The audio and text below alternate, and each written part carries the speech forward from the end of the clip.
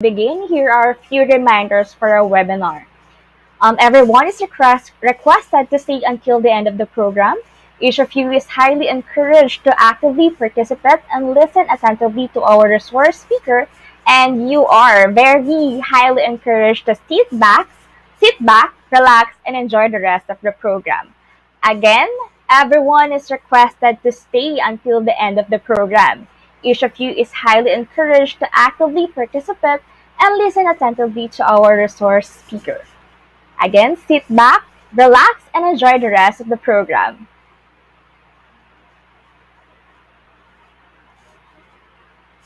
So good afternoon, everyone, and welcome to the last EDUCTALK installment that once again brought us with the Faith Teachers League. To give you a hint of what we're going to learn and enjoy, the theme for today's webinar is Read Between the Lines, Constructing Ideologies of Filipino Readers. Pero bago ang lahat, I would like to, kamustahan naman sa inyo. Kamusta? Magandang hapon sa inyo. Meron na tayong mga viewers, meron na tayong mga nagko-comment sa ating live chat. So, ayan, use the hashtag EDUCTALK para naman magkaroon tayo ng active participation between guys. So, hi! Kamusta kayo? I hope that you're all doing well, and since next week na ang ating examination, pinrepare talaga to ng ating FTL so that we could have a little fun while learning bago ang madugong examination for the next week. And so, continue to actively participate lang, guys. And yeah, this will be a fun and exciting webinar for all of us. I know and I am sure na lahat tayo ay matututo sa ating special guest speaker for today. And so, for everybody's information, this webinar will give us a lot of valuable inputs regarding the Filipino beliefs, or let's say ideals, from our guest speaker, Sir Christoph. And so, the Faith Teachers League objectively laid this program as the last installment of our EDUCTALK series so that we could learn a lot more than what our eyes meet. So, of course, I am supporting our FTL for that because I believe that as future teacher leaders, it is part of our responsibility to equip ourselves with valuable skills and information such as this. And so, without further ado, I would like to commence this program with a prayer. In the midst of everyone, let us all feel the almighty presence of the Lord through a prayer to be led by Miss Baby Irene Custodio. Of course, this is to be followed by the singing of the Philippine National Anthem.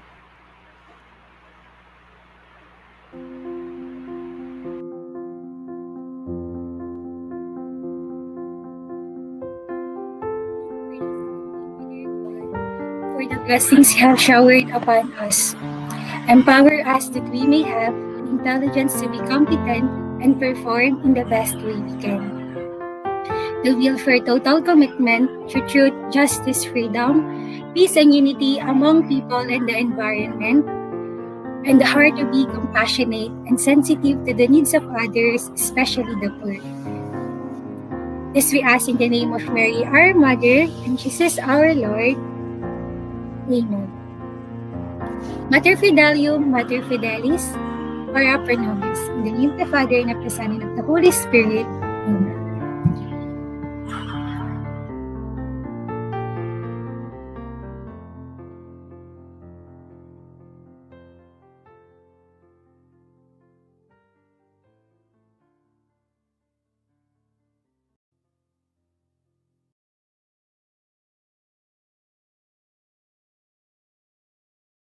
Bayang magiliw, pero sa silanganan, alam ng puso, sa dibdib mo'y buhay. Lupang hinirang, duyag ka ng magiting, sa manlulupi, di ka pasisiin. Sa lagat at bundok, sa simoy at sa langit bumagaw, may dilagang tula, tawid sa paglayang minamahal. Ang kisap ng watawat mo'y tagumpay na nagdidinig. Ang bituin at araw na kailan pa may di magdidinig. Lugar ng araw ng walhati pasinta, buhay langit sa piling mo. Ang ligaya na pa ay mga api, ang mamatay ng dahil sa'yo.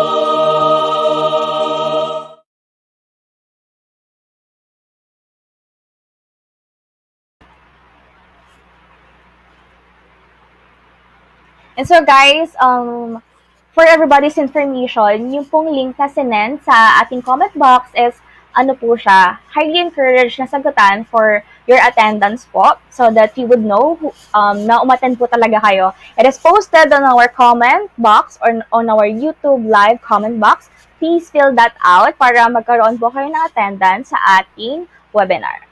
And so, kamusta kayo, guys? Ayan, malapit na yung bakasyon. And alam ko, excited na ang lahat. Pero bago ang lahat ng yon ay meron tayong examination again next week. Pero hindi muna natin yun iisipin dahil ang ating pagtutuunan ng pansin ay ang ating webinar for today na kung saan alam ko na marami tayong matututunan. Alam nyo guys, the past webinars and workshops arranged by the FTL all throughout the school year have provided us a lot of insights and introduced us to a lot of concepts na alam ko na nakatulong sa atin to grow as future teacher leaders. We've learned a lot about our ancient Filipino transcript through baybayin and even managed to grasp basic sign languages with the recent upskill that we have conducted with our very creative and talented resource speakers.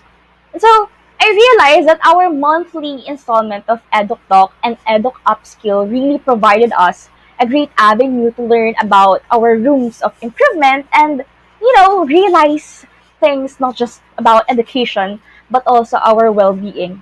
I also remember about our first EDUCTALK entitled Activate, which has really been helpful as a great start off. So, and because it allowed us to brave this school year.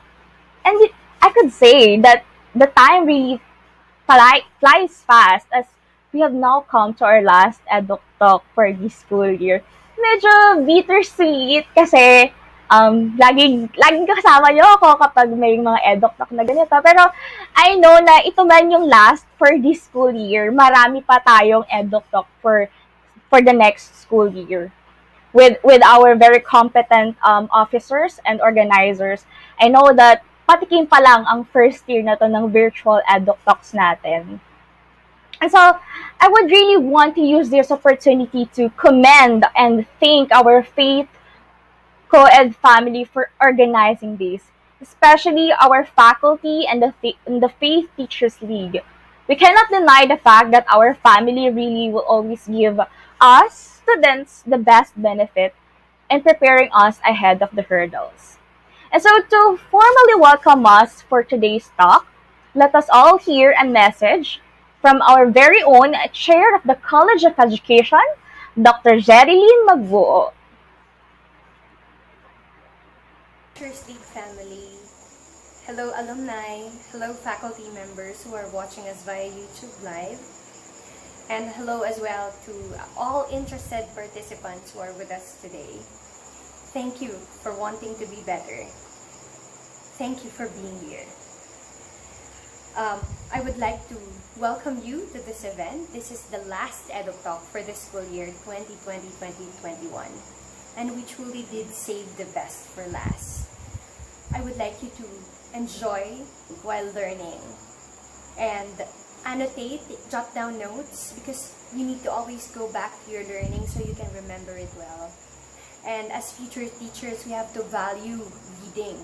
And this EDUCTALK is all about reading, critical reading, and making our readers thinkers. So there, Dr. Casey Tejada, thank you very much for squeezing us in your very busy schedule. Thank you for your generosity.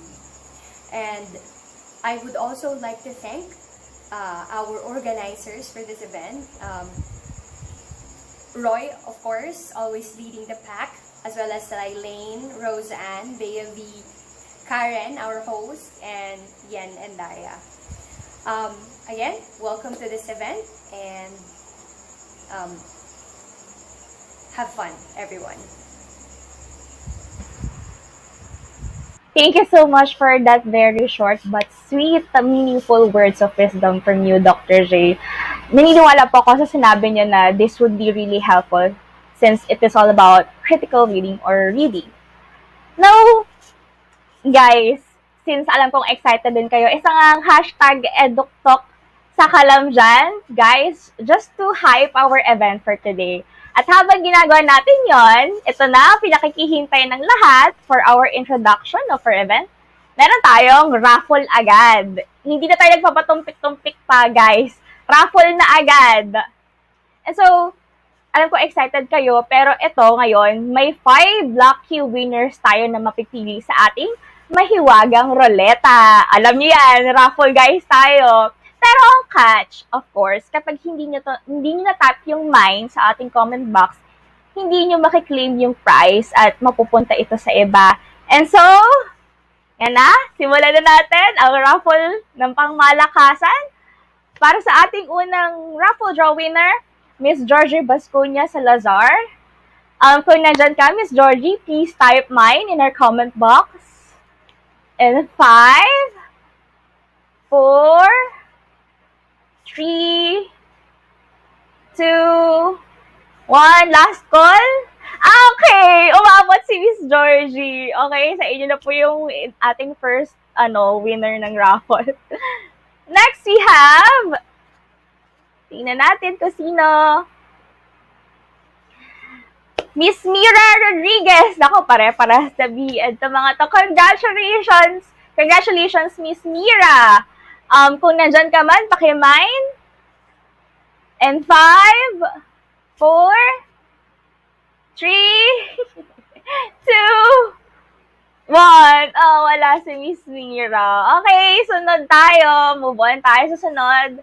Guys, ano lang tayo? Law of attraction. Kaya natin yan. Okay, our next raffle draw winner is Nikisha Macab. Congratulations. Are you there, Nikisha?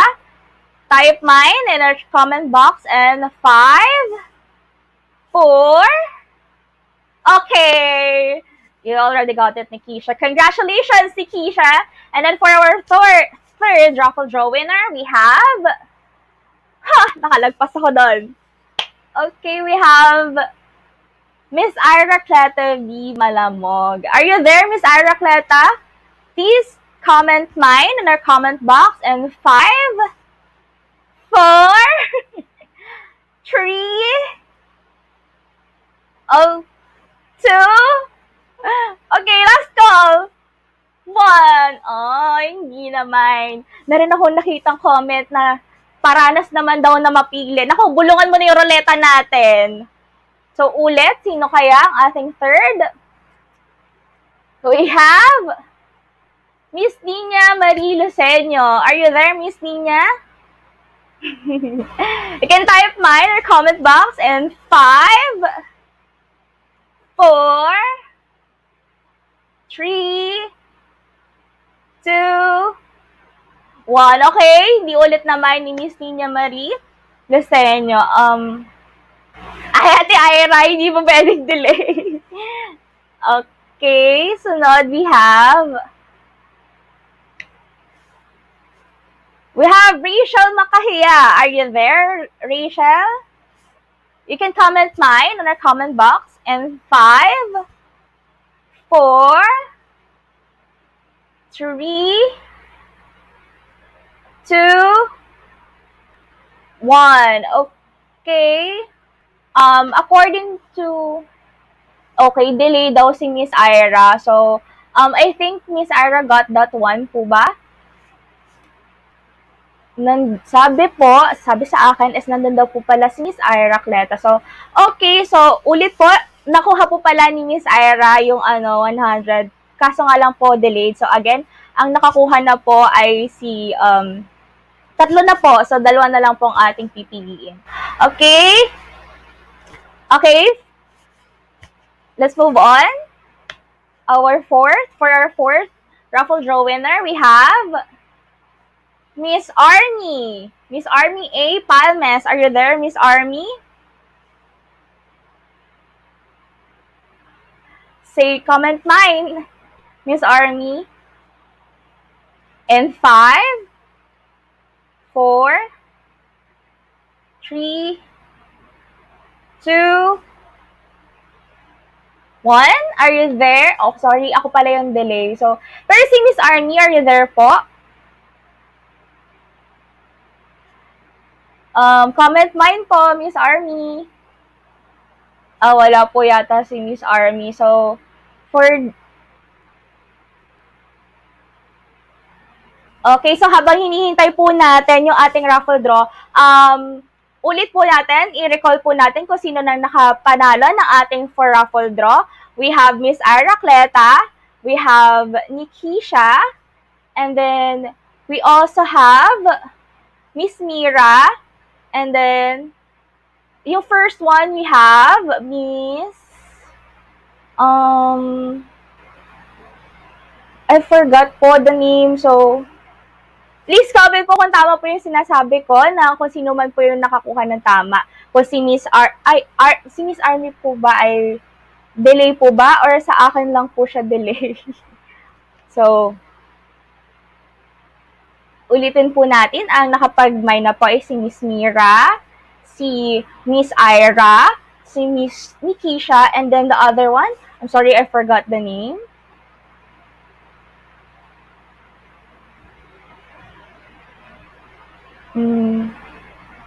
So, for the last one, since medyo parang delay po kay yung pagmamine ni Miss Army kanina, we're going to okay, ang last one po ay si Mr. Roy Vincent Montenegro. Mr. Roy Vincent, are you there? Please comment mine po if you're there, Mr. Roy Vincent Montenegro. In 5, 4, 3, 2, 2.5. Are you there, kuya? Okay, 2 and 1.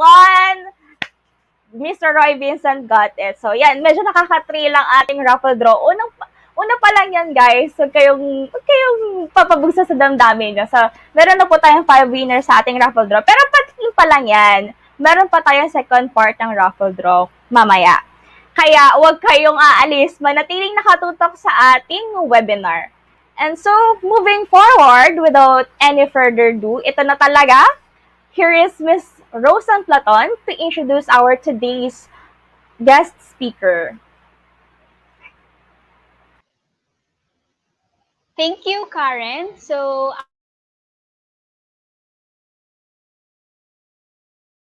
our researcher, a professional teacher, a textbook author, a certified ISO auditor, and a university administrator.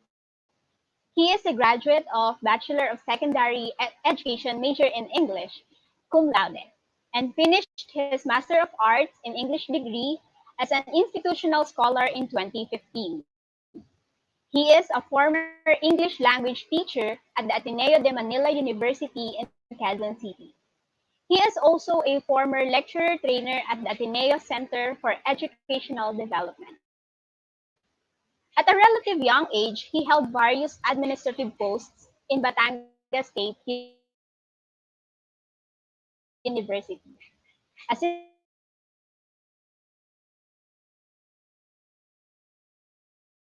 Assistant Director for Research Management, Secretary to the Board of President. He has presented his research works in international fora, the most recent in an international conference in January 2021 where he won Best Paper, Best Presenter, and Second Best Infographics. He received an Academic Excellence Award for his Doctor of Philosophy in English Language Studies, finishing his doctorate as a full scholar by the Commission on Higher Education. Ladies and gentlemen, Batangas State University's Vice President for Development and External Affairs, Dr. Christopher Conrad M. Tejada. A virtual round of applause, please.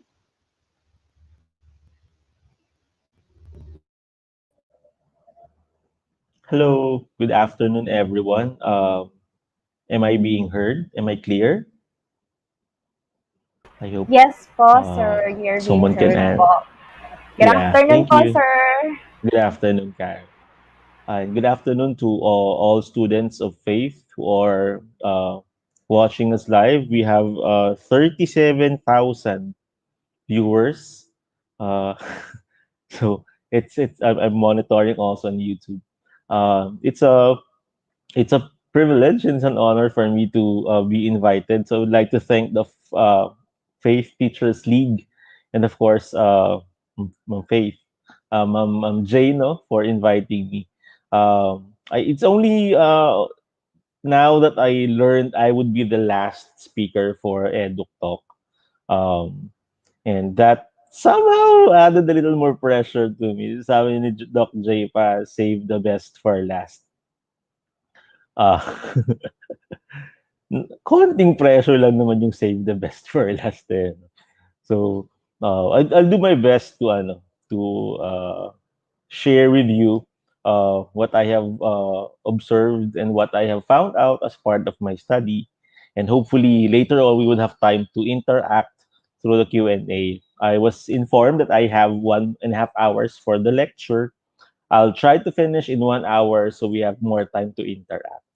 Right? So let me share my screen for my presentation. There. All right. Can you see my screen? Just to check. Yes po, sir. Can you guys see my presentation? Yes. All right. Is it moving? Just to check. It's moving. All right. So I'd like to thank our very active people in the uh, chat box, in the live chat, for informing. All right, so my talk is about constructing ideologies of Filipino readers. It might sound a little heavy, but we'll try to make it as light as possible. And I'll try to relate it to what's happening and to why it's important for us to get to know more about ideologies, how these ideologies are constructed, and how it affects us as readers and consumers of news. Right. So the outline of my presentation is I would like to, of course, first give you a context and basis of my lecture, and then go to the language features that aid ideological construction through news discourse.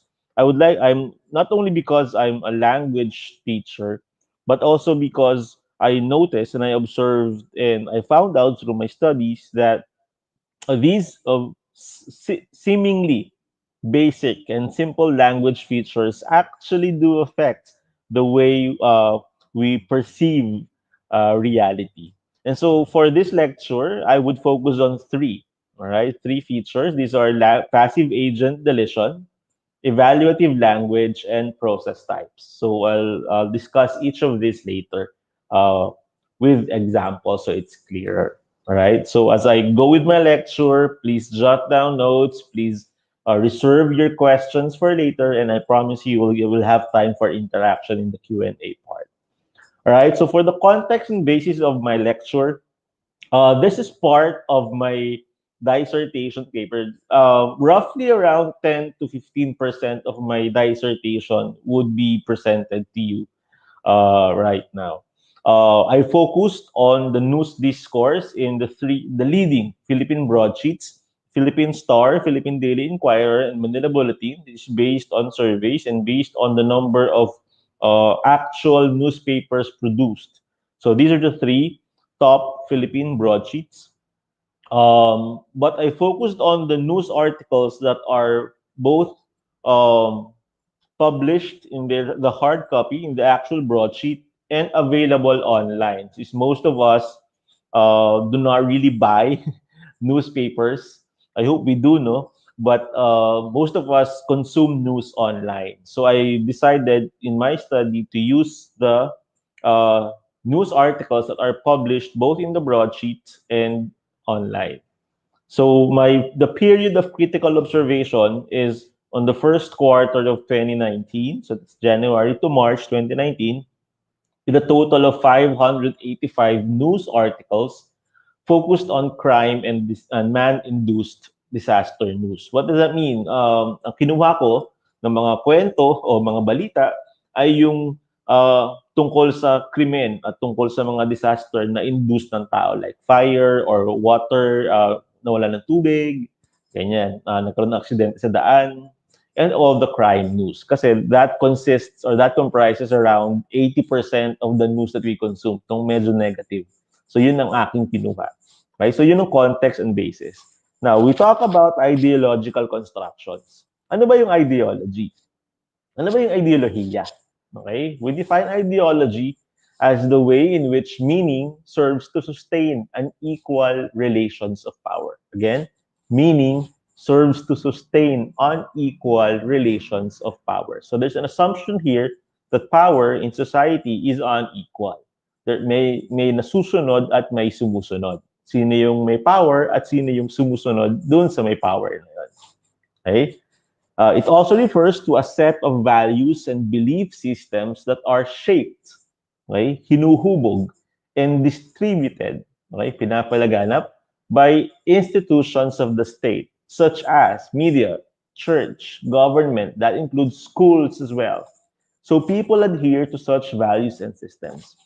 So parang ano ba yung pinapaniwalaan natin?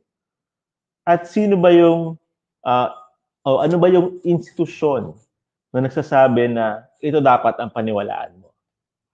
So yun ang bumubuo ng ating ideology. For example, church. Okay? Bakit yung karamihan ng Katoliko naniniwala na dapat magsimba ka sa linggo? Sino nagsasabi niya? Sumusunod tayo eh. So may isang power na sinusunod tayo. Okay?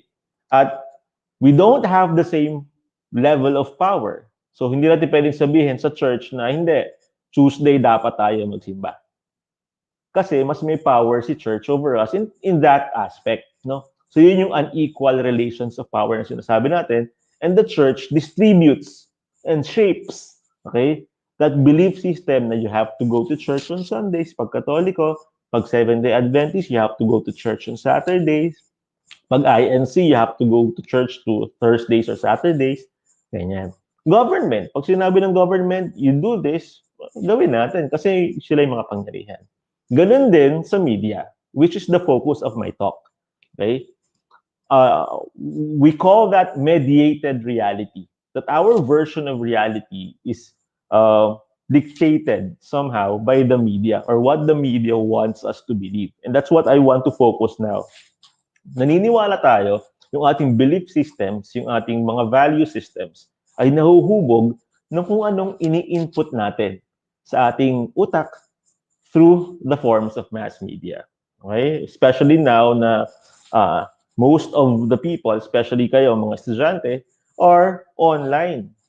And so, ang dali ng consumption ng balita online. So, minsan, hindi natin na papansin that we are being affected already by the news that we consume. And the simple aspects or yung hindi natin pinapansin na aspeto, yun pala yung isa sa mga nakaka-shape ng ating version of reality, ng ating values and belief systems. At yun ang gusto kong i-focus ngayon. Okay? So we go down. Language feature number 1. So I hope malinaw yung ideology. And ang ating ngayon pag-usapan is how is this ideology constructed? Okay? Or how does language, okay, through the news, okay? So the language in news discourse, how does this shape ideology? And so I would like to feature 3, okay, aspects. And the first one is passive agent deletion. So ano ba yung passive agent deletion? Okay? Focus tayo sa headlines ng mga balita.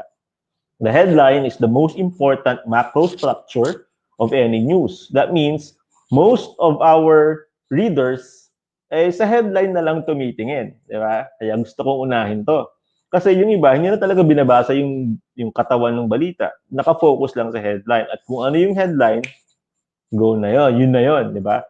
So it's very important. The headline is very important. And conventional journalism, okay? Conventional journalism dictates that active structure should be preferred over passive structures. Ano ba yung active tsaka passive? Sige, for the non-English majors, Active kapag yung doer ng action is foregrounded or highlighted. Sabihin, nilalagay sa unahan, sino man yung gumawa ng act. For example, headline, Faith beats ADMO in University Alliance Cup. Diba? Sa League of Legends yata yan. Diba? Tinalo niyo yung Ateneo. Yan. So, nakalagay, Faith beats ADMO in University Alliance Cup. So, Faith is the doer of the action. The action is beats. Okay? Tinalo ni Faith si Ateneo sa UAC, sa League of Legends. So, anong ibig sabihin nito? Bakit ganyan yung structure? Naka-active siya. Yung doer of the action, siya yung nasa unahan. What does that mean? You put premium to that. Siya ang inuna mo eh. Siya yung unang mababasa ng readers. So, siya yung mas important sa'yo. So, para pag naka-active voice ka, yung doer ng action, ang pinaka-important na element. Now, paano mo pag-passive? Ang passive, yung doer of the action is backgrounded or given less prominence. Nilalagay mo sa dulo. Okay? Usually, may word na by. Yan. For example, ADMO gets bitten by Faith in UAC Season 2. So ngayon, nandiyan pa rin si Faith, andun pa rin si ADMO, kasi pinagbaliktad mo ng posisyon. Naging passive structure na siya. Okay? Na yung doer ng action, yung the act of beating, okay, ay nasa dulo na. That means it's given less prominence. So binigyan mo ngayon ng mas prominence si ADMO. Gusto mong sabihin na, tinalo namin ang Ateneo. Okay? So, hindi ka na nakafocus sa Faith ngayon, nakafocus ka na sa pagkatalo ng Ateneo. Hindi sa pagkapanalo ng Faith. Okay? Again, yung sa una, pag naka-active, nakafocus ka sa pagkapanalo ni Faith. Pero since pinaltan mo, naging passive structure, nakafocus ka ngayon sa pagkatalo ng Ateneo. So, yun yung takbo ng storya mo ngayon. Okay? So, ngayon, since active yung ginamit, yung balita, ang takbo ng balita ay anong nangyari? Bakit? Gaano kagaling ang Faith? Sa pangalawa, sa passive, okay, yung pagkatalo ng Ateneo, bakit natalo yung Ateneo? Ganyan-ganyan. So, yun yung active tsaka passive. Pero ang ating pinofocus dito ay passive agent deletion. Passive agent deletion. Ano yun? Wala na talaga yung doer ng action. Okay? Deleted. For example, ADMO gets beaten in UAC Season 2. Sino nakatalo? Hindi mo makita eh. Tinanggal mo na talaga altogether. Bakit mo siya gagawin? So, for a writer na tanggalin yung doer ng action, that means hindi talaga importante. Okay? Hindi importante yung actor sa kanya. Ang importante, yung act of getting beaten. ADMO gets beaten in UAC Season 2. See? Wala na mismo yung Faith dyan. Okay? Wala na yung Faith dyan sa usapan. Kasi, dinilit na. And I want to focus on that. Bakit yung ibang headlines gumagamit ng passive agent deletion? Ano yung gusto nilang buuin na ideology? So let me give you examples from the actual news. Ito, makikita niyo pa to sa online. Makikita niyo pa to. Kasi 2019 lang to eh. Okay? For example, ito resulta ng study ko. Let's just discuss or let's just state yung mga figures. Sa study, may ibig sabihin yung figures. But for the purpose of this lecture, sabihin lang natin, 27% sa Inquirer ay passive agent deletion ng ginamit na structure. Halos kalahati sa Star ay naka-passive agent deletion. Okay? And 37% sa Manila Bulletin ay passive agent deletion. Now, if sabi nga natin, if conventional journalism dictates na active ang preference, ganito, ngayon, ang bagong pagsusulat. May dinidelete sila. Okay?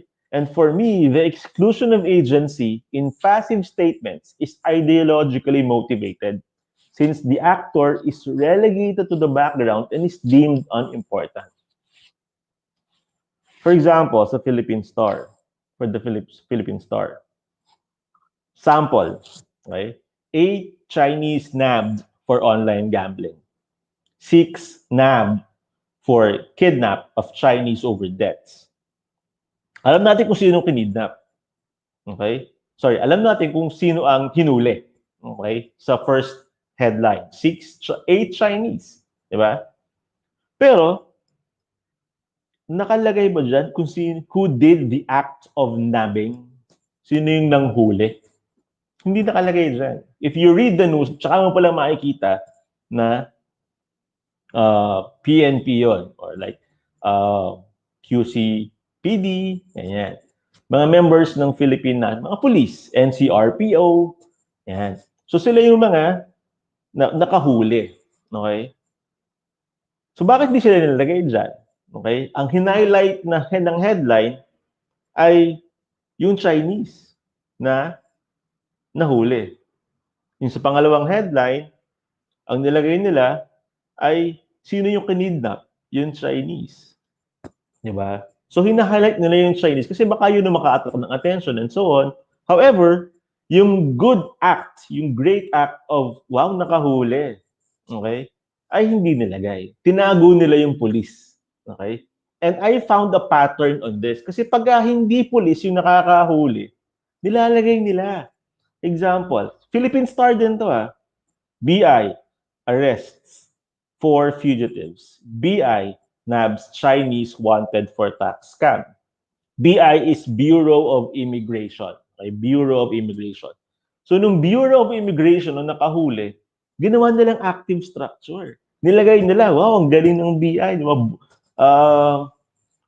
Hero, ganyan. Di ba? Galing, ginagawa nila trabaho nila.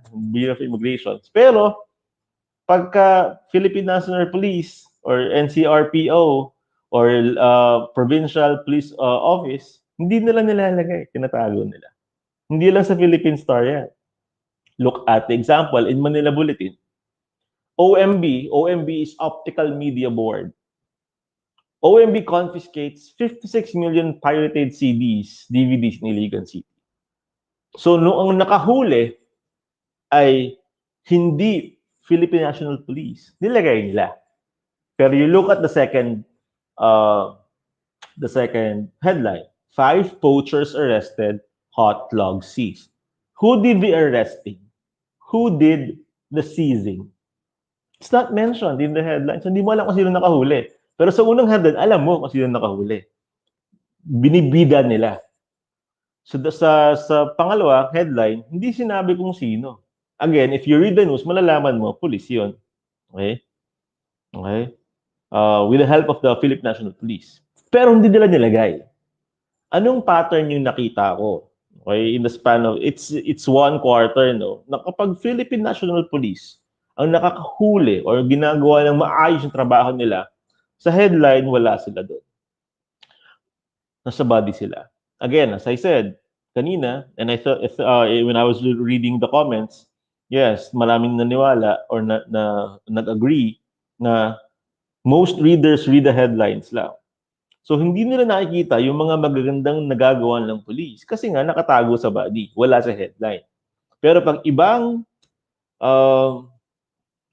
government agency like OMB or Optical Media Board or Bureau of Immigration, nakalagay sa headline, doer ng action, active voice. Diba? So, naging pattern siya. So, again, ano nangyari? Medyo sumasama yung image ng PNP. Kasi pangit naman yung balita, against PNP, siya yung naka-headline. Pero pag maganda yung balita, wala siya sa headline. Okay. Kaya medyo sumasama. So, ang ating belief systems, yung PNP ay talagang wala nang ginawang maganda eh. Bakit? Kasi wala tayong nababasa sa headlines na gano'n. Okay? Kahit pa not necessarily true. I'm not saying it's true. What I'm saying is, because of the structure that we use in the headlines, then, gano'n ang nabubuo na idea, na mindset ng mga tao. Another example from Philippine Daily Inquirer. You remember in 2019, bago mag-election, March ito, nilabas ni Duterte yung narco list. Okay? Ito nyo to. First headline, PDI. Naming of politicians on narco list opposed. Second headline, Palace use of wiretaps for narco list hit. Sino nag-oppose? Hindi sinabi. Sino yung nag-hit? Sino yung tumira sa paggamit ng wiretap ng palasyo? Hindi sinabi. Okay? Marami pa examples yan. I'm just giving you 2, no? Pero marami examples yan for me to create a pattern. Okay? At ang pattern na nakita ko dyan is Kapag ka yung politician or kapag ka yung isang tao ay against sa narco list, hindi sinasabi yung pangalan. But you look at, or naka-passive agent deletion siya. But if you look at these examples sa bottom, Duterte drug list produces results in Zambo del Sur. Soto backs disclosure, that's Senator Soto, no? Senator Tito Soto, backs disclosure of celebrities on narco list. Pag in favor of the narco list, naka-active voice. Nilalagay nila kung sino yung in favor sa narco list. Pero pagka against ka sa narco list, hindi ka nilalagay. Okay? So again, isipin nyo na lang kung bakit gano'n, di ba? Pinipresent ko sa inyo, ito yung mga patterns, ito yung mga nakita ko.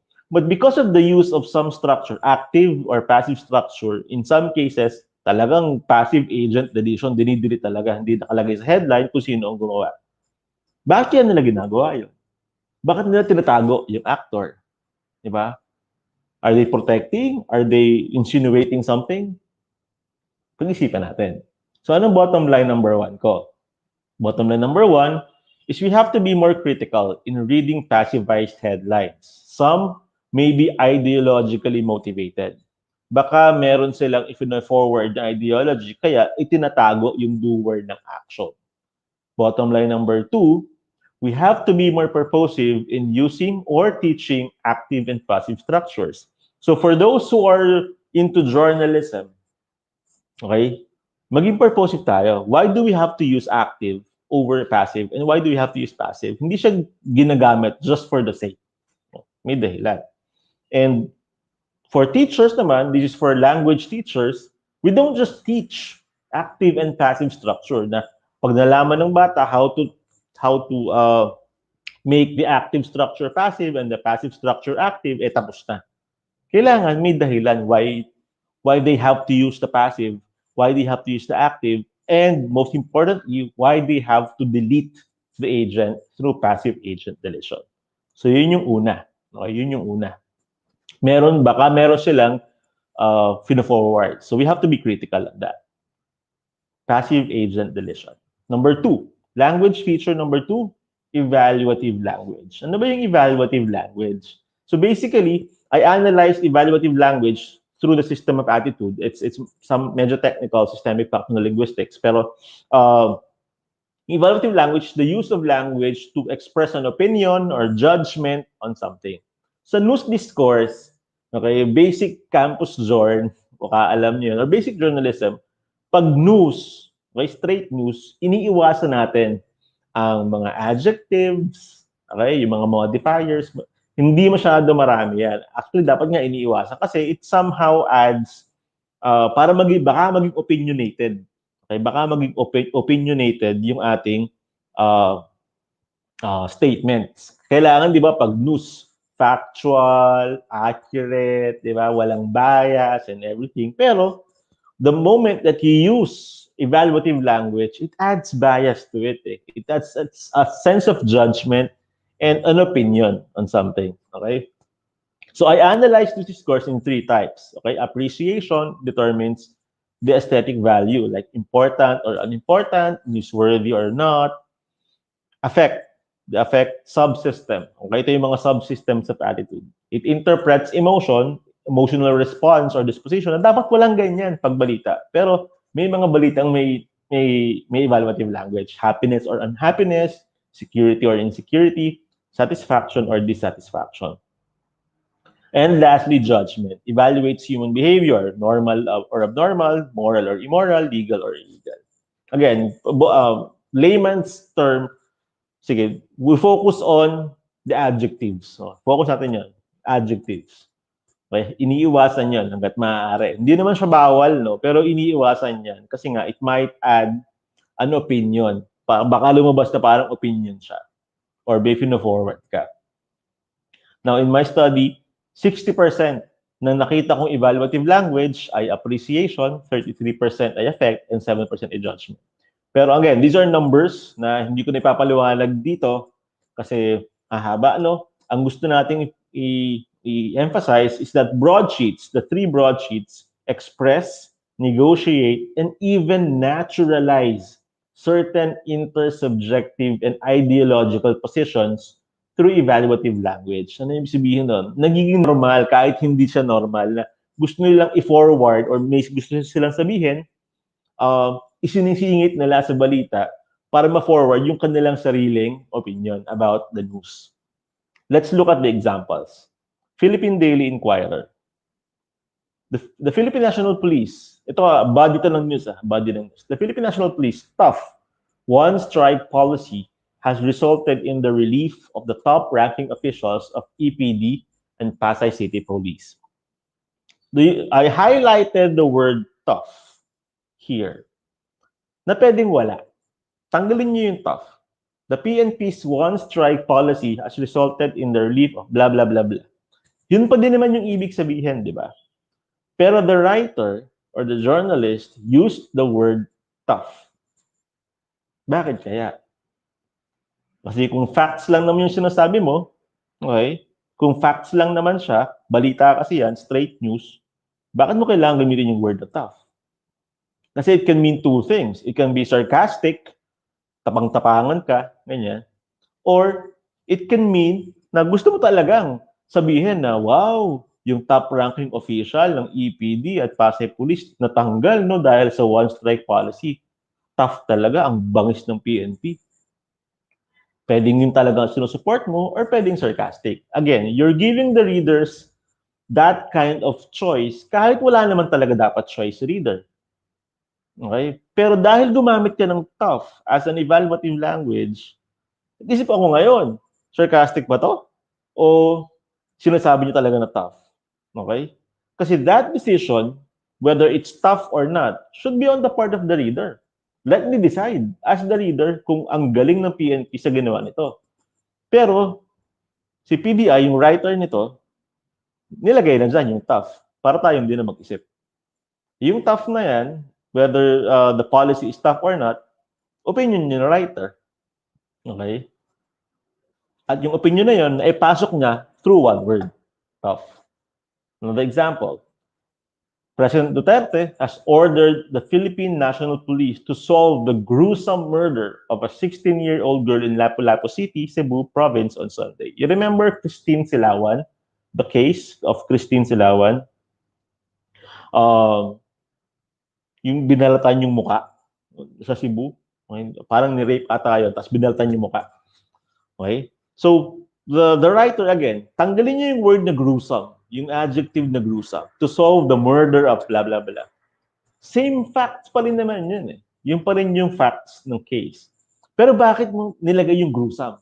Okay?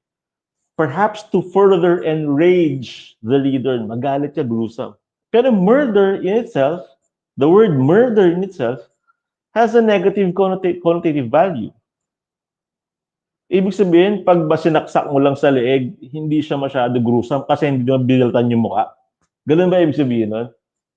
When will you use the word gruesome? Halimbawa, minurder mo may isang murder na nangyari, sinaksak ng isang tao yung isang kaibigan niya sa leeg, namatay yung kaibigan, murder yun. Hindi ba yun gruesome?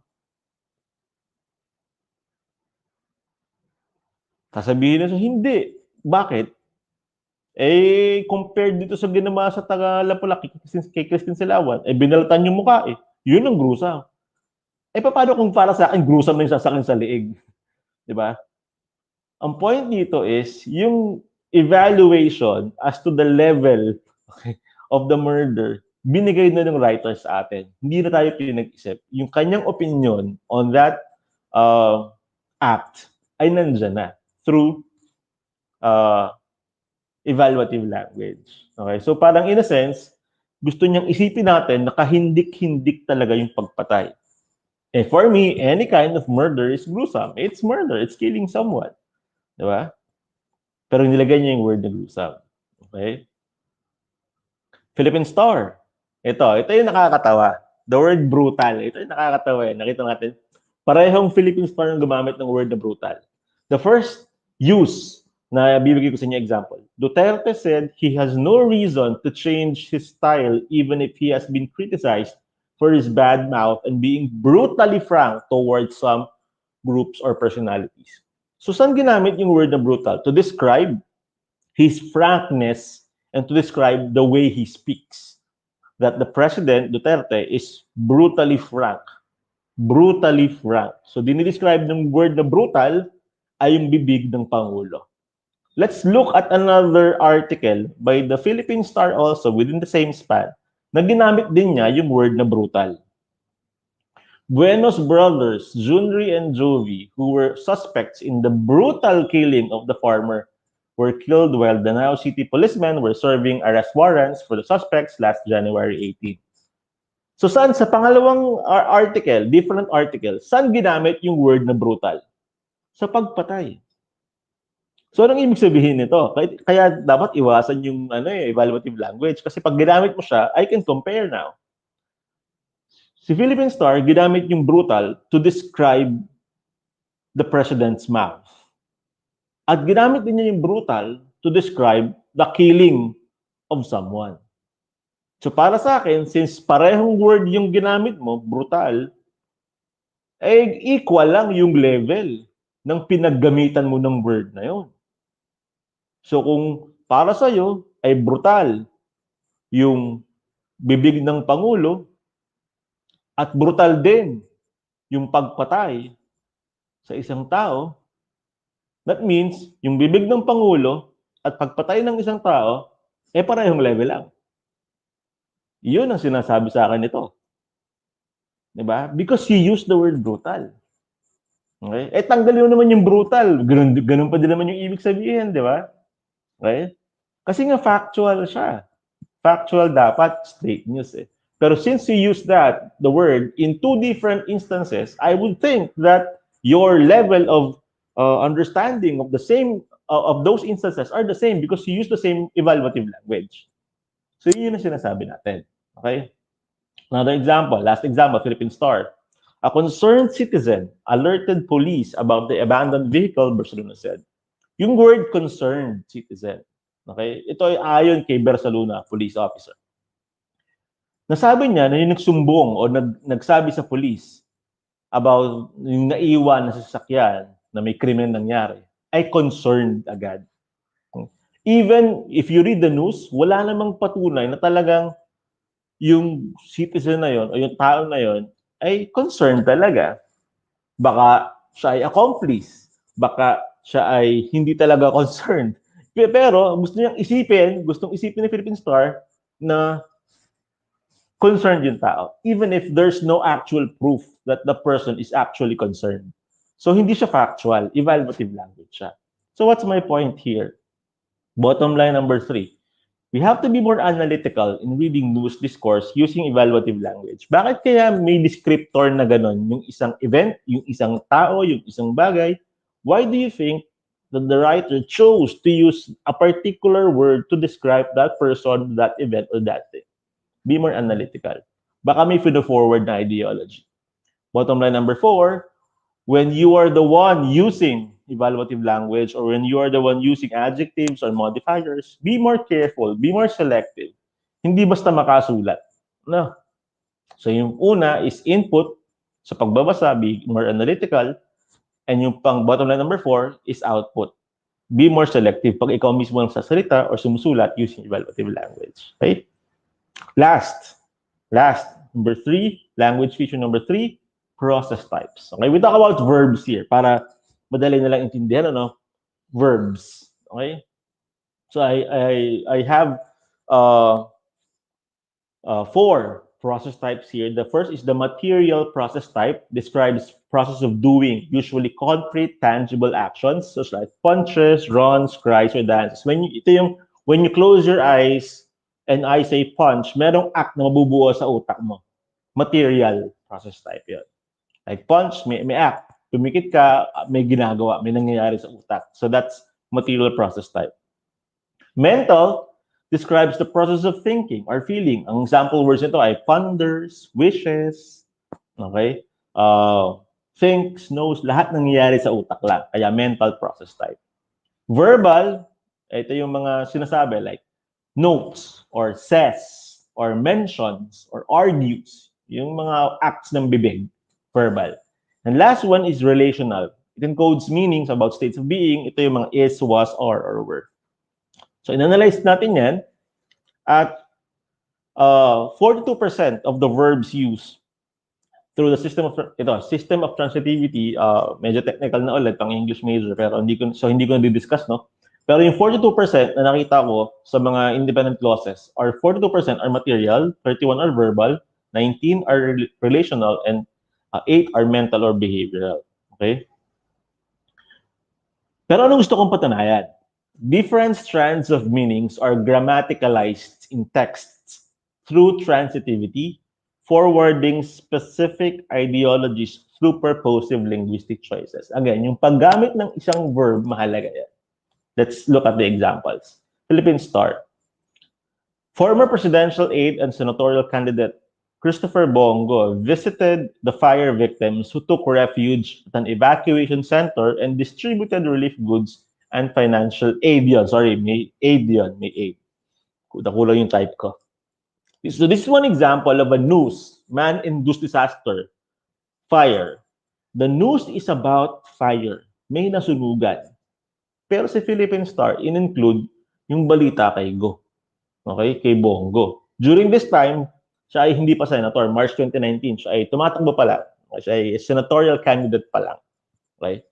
At ano yung mga verbs na ginamit to describe Go? Ano yung ginawa ni Go? Visited and distributed.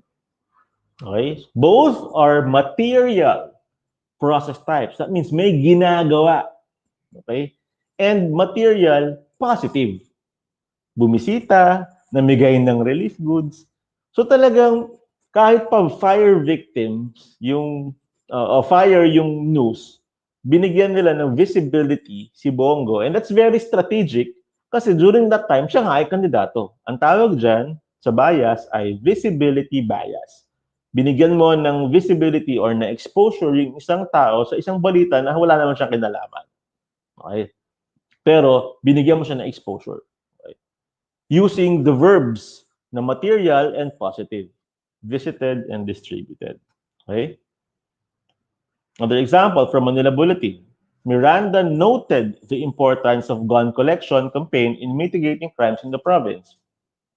Ano yung sabihin nun? Noted. Noted is a verbal act, a verbal process type.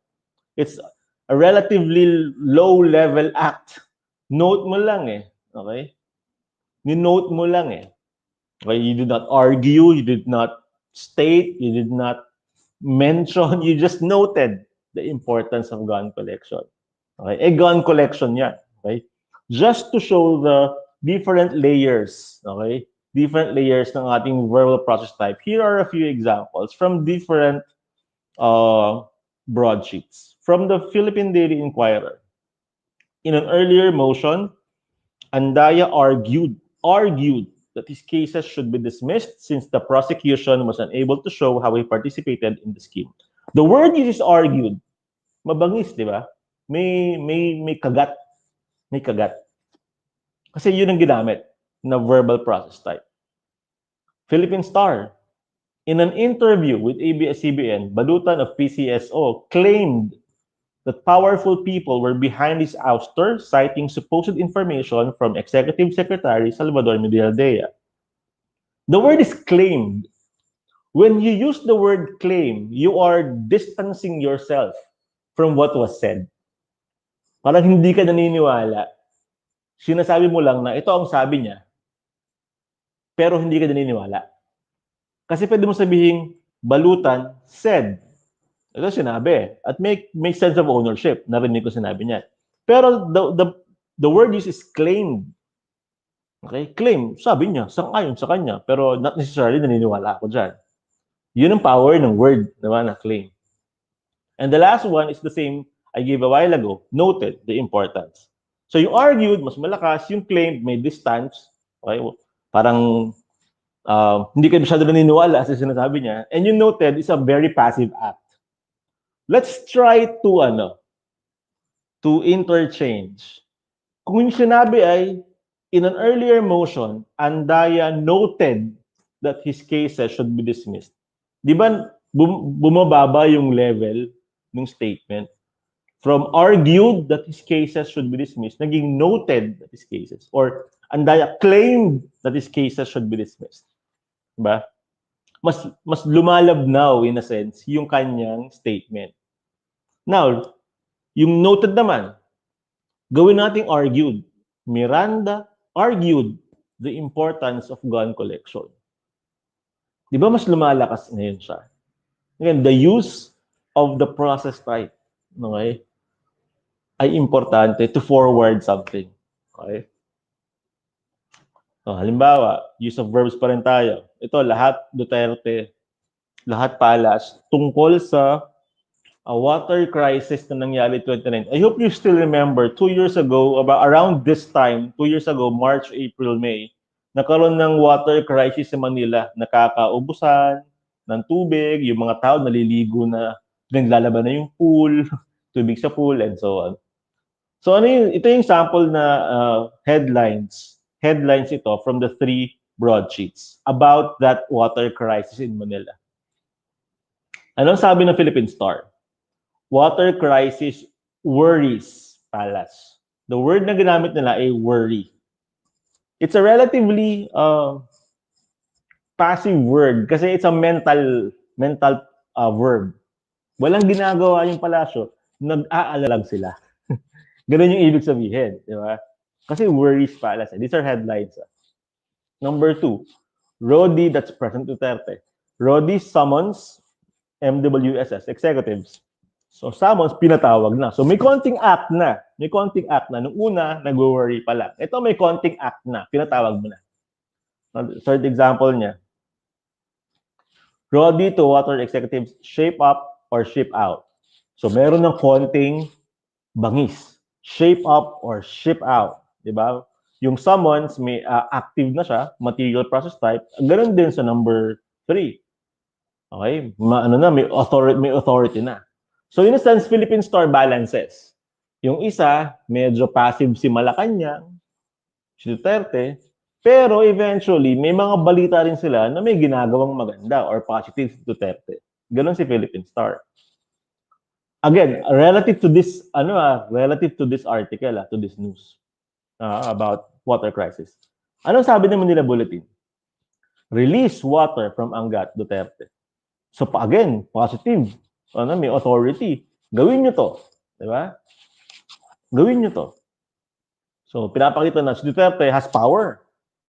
Duterte ay proactive. Gawin nyo to. Release. Palas taking over water board. Diba? Again, the authority of the president. Pinapakita may ginagawa. Hindi nyo kaya, we will take over. Manila Bulletin. No water crisis. Sabi ni Palas. Okay? Wala kayong mag-alala, walang crisis. Ano pa sabi niya? Duterte to decide on MWSS officials' fate before April 15. So the decision is up to the president.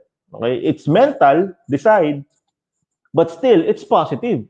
It shows authority to the president. So, si Philippine Star, may negative kay Palacio, may positive din. Si Manila Bulletin, it appears in this news or in this circumstance or in this event, ay wala silang masyadong negative kay Palas. Pro. Okay? Pinapakita niya na active naman si Palas. May ginagawa naman si Palas yung positive. Now, let's look at Philippine Daily Inquirer. Duterte order to get more water from Angat, not doable. MWSS. Tingnan nag-focus, okay? Nag-focus ngayon si Manila Bulletin. You look at the first Manila Bulletin. Release water from Angat. Ano sabi ni Inquirer? Nag-focus naman siya dun sa Duterte order to get more water from Angat, not doable. Diba? Kinontra niya ngayon yung sinabi ni Bulletin. Hindi daw doable. Again, it's against the government. Ano pa sabi ni PDI, Philippine Daily Inquirer? Lawmakers ask Duterte to fire MWSS executives. Ano ba sabi ni Manila Bulletin? Duterte to decide. Ito, Duterte to decide. Siya mag-decide. Pero sabi ni Inquirer, lawmakers ask Duterte na kung hindi pa sasabihin ng mga senators at congressmen, hindi mag-decide si Duterte. So it's again, it's against Duterte.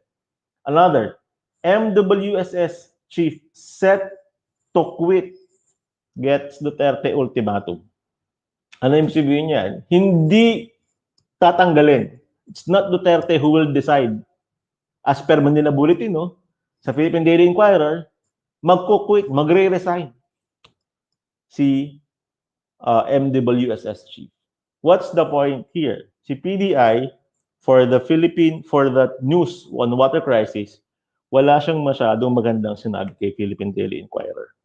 What's my point? Si Philippine Star, medyo bumabalanse. May negative ng konti kay Duterte at may positive ng konti relative to the water crisis. Si Manila Bulletin, almost all the news about water crisis on the palace, on Duterte, are relatively positive. Okay? Si Philippine Daily Inquirer naman, relatively negative. Okay? So what's my point here? Kung ito ay may pattern at Philippine Star, ang binabasa mo, medyo balanse. Si Manila Bulletin, pag siya ang binasa mo ng binasa, medyo magpo-pro-government ka. Pag si PDI, baka galit ka sa gobyerno. Kasi ang binabasa mo, lahat anti-government. Again, that is relative to the water crisis. So what I did was, I looked for another angle. Meron pa bang balita or set ng balita na ganun din yung lumalabas? Right? Kasi nga, I'm looking for patterns. And so I looked at the way in which these broadsheets, okay, saw foreign relations. Ano yung mga balita na ibinalita ng broadsheets na ito relative to foreign nationals? Foreign nationals. Okay?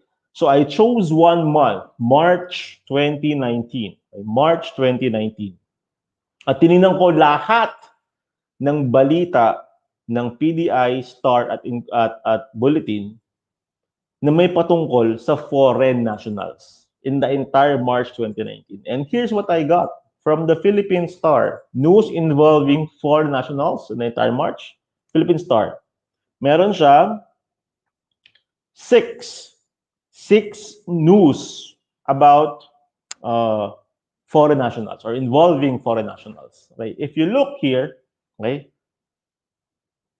isa ay tungkol sa Chinese, pangalawa tungkol sa Chinese, tatlo tungkol sa Chinese, 4 tungkol sa Chinese. Pero the second news is positive or not necessarily negative against China. Okay? Ang kinidnap mga Chinese. So hindi siya against sa China. Okay? Tatlo.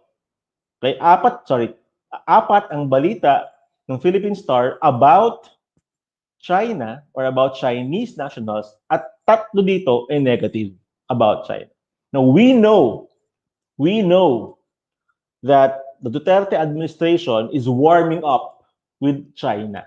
I'm not saying it's wrong. I'm not saying it's bad. What I'm saying is it's the foreign policy na makipagkaibigan sa China. Okay?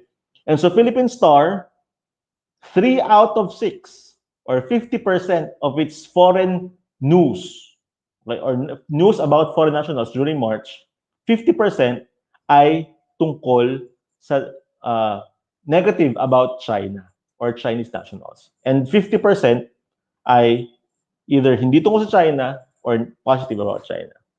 So again, consistent sa kanina na si Philippine Star, humahati, bumabalanse. Okay? Humahati siya. Let's look at Philippine Daily Inquirer. Meron siyang 10. 3, 4, 5, 6, 7, 8, 9, 10. 10 news for the entire March about foreign nationals. 10 balita. And look, 1, 2, 3, 4, 5, 6. 60% of the news, 6 out of 10 of the news on foreign nationals ng Philippine Daily Inquirer ay against China or against Chinese nationals. Again, consistent siya sa kanina na pag Philippine Daily Inquirer, since the government is warming up with China, uma-against din siya kay Chinese, si Philippine Daily Inquirer. Consistent siya. Now, Manila Bulletin, it has 1, 2, 3, 4, 5, 6, 7, 8. 8 balita about foreign nationals in the entire March of 2019. Maghanap kayo.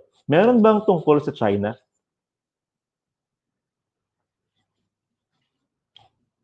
Sige, isa-isahin natin. Meron ba? American, Korean, US, Syrian, US, Indonesian. Wala, no? Wala.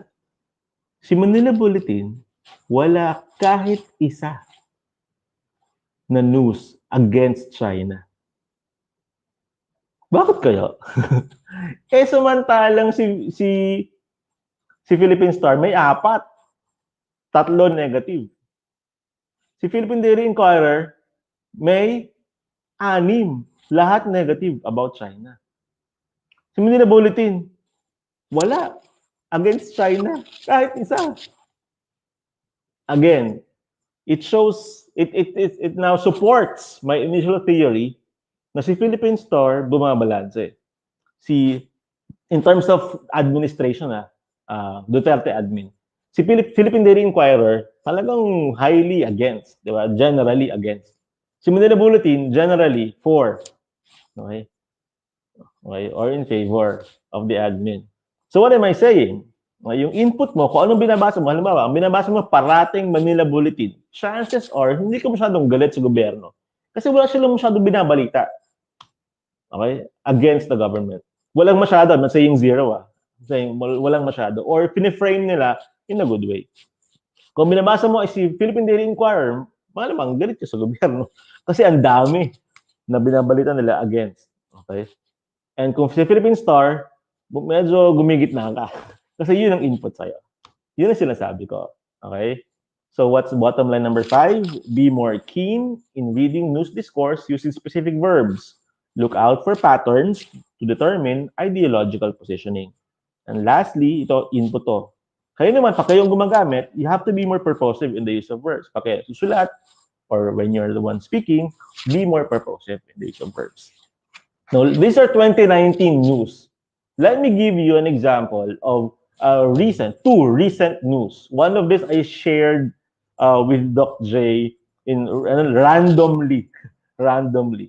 Balita, Angel Locsin. You remember this? Yung birthday party, 36th birthday ni Angel. Nagkaroon siya ng community pantry.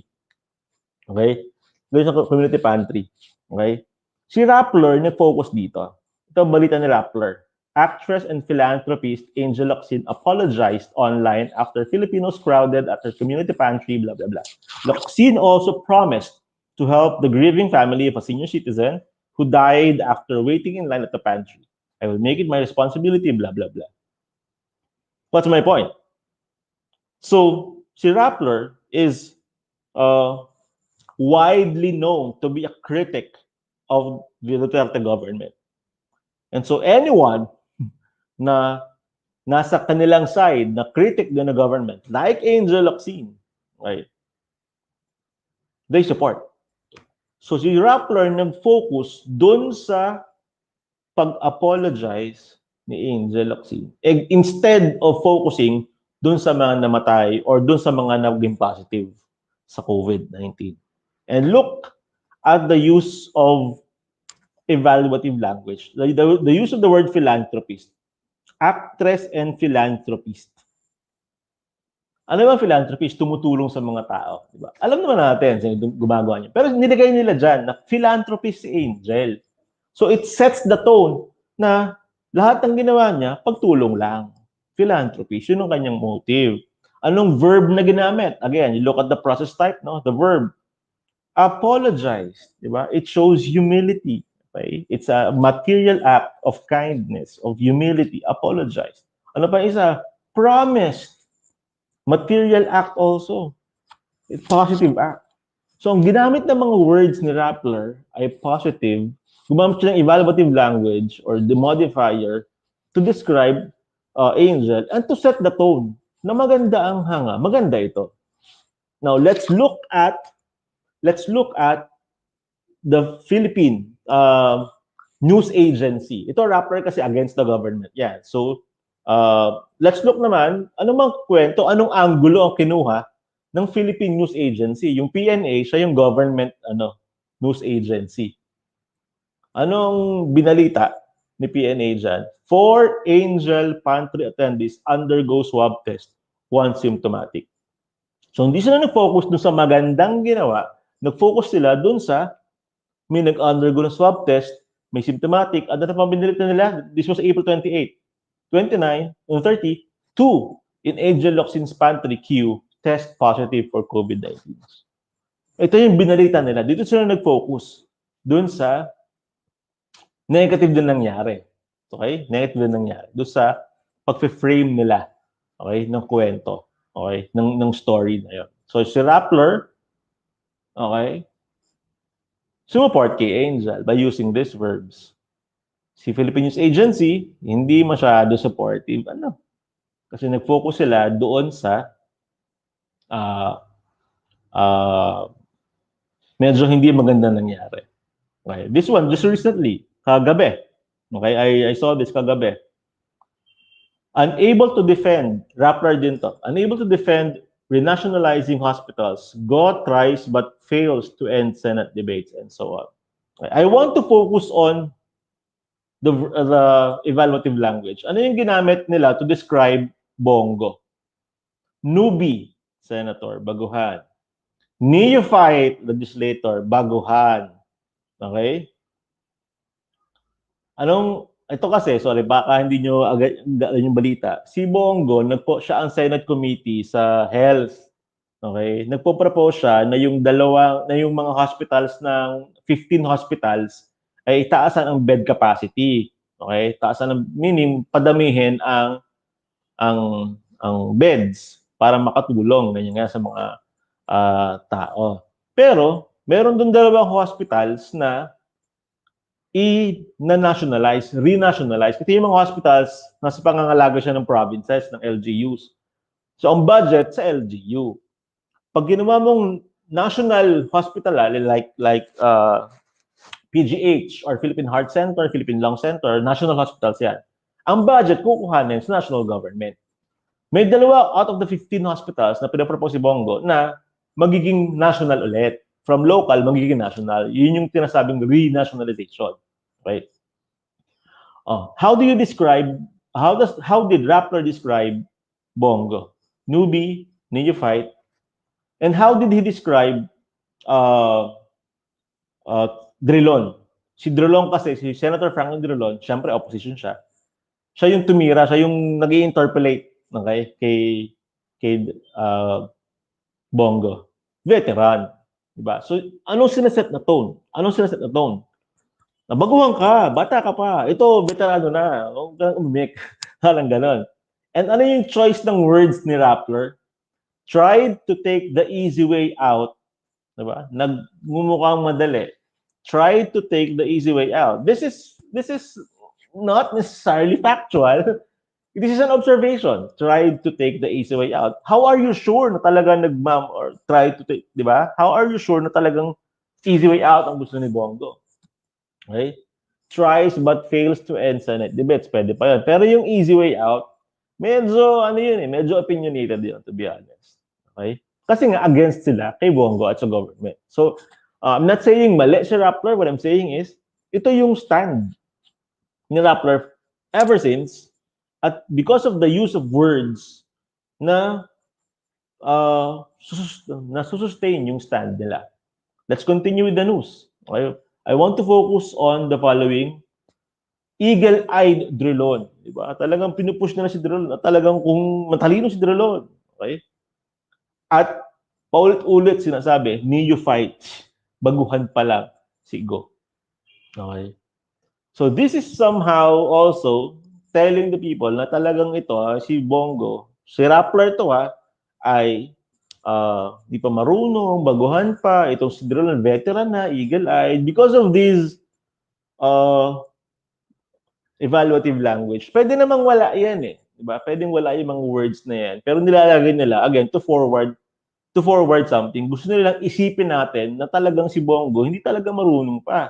Talagang hindi siya, baguhan pa talaga siya. At wala siyang magagawa against the veteran Drilon, the eagle-eyed Drilon, ganyan-ganyan. I'm not saying it's true. I'm not saying it's wrong. I'm not saying it's right. What I'm simply saying is that these news outlets use these words to forward something, to make us believe in their own ideologies. And if we read nothing but Rappler, then we tend to absorb also their own belief systems. Kasi yun ang input natin, ang ating belief and attitude systems or value systems, yun na rin. So if we read uh, Philippine news agency or if we listen or watch PTV4 or we read more Manila Bulletin, baka hindi tayo ganun kagalit sa gobyerno. Kasi ang input natin o ang ating nababasa at naririnig ay karamihan pro-government. Okay? So what's my conclusion? Okay? Linguistic choices, okay? Linguistic choices, purposive linguistic choices in news discourse forward specific ideologies, and the use of language is critical in constructing ideologies. Yung paggamit ng mga simpleng salita, pasingit-singit na isa. Okay? Critical sa pag-construct ng ideologies. Hence, there should be, for teachers, there should be immediate, sustainable, and pragmatic changes to the teaching of the English language in schools. Simula yan sa bata, sa schools. Baguhin natin yung pagtuturo. We don't just teach adjectives. We teach the power that these words have. We don't just teach active or passive structures. We teach the power that these have. Pag pinalitan yung structure, may iba ibig sabihin. Or the use of verbs. The purposive use of verbs. Bakit ganito yung verb natin? Bakit hindi ganito? Okay? We change that para mabago din yung sistema. Let us all be responsible readers and critical consumers of news. Okay? Sabi ni William James, that which holds our attention determines our action. Okay? We believe, we behave, we act based on what always catches our attention. So yung madalas natin binabasa, nagiging ganun tayo. Sabi ni Zig Ziglar, when we change the input into our minds, we change the output into our lives. That's my talk. Thank you very much. I hope you got a little something from my lecture on constructing ideologies of Filipino readers. All right? Thank you. I'll unshare. Sorry. Yeah. There you go. Wow, what a very wonderful and very insightful talk po from you, Dr. What should I call you po, Doc? Dr. Casey. Call me Sir Christopher. Casey.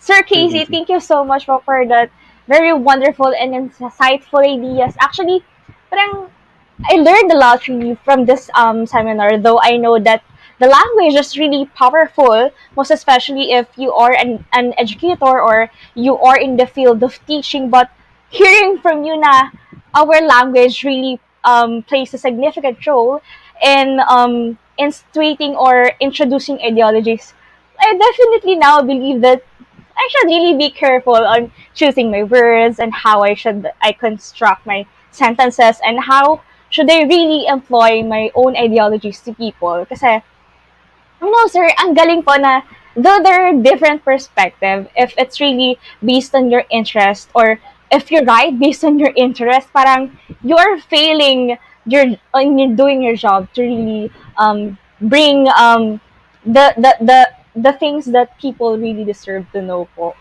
Parang that's what I got from your talk po. I'm happy you got that.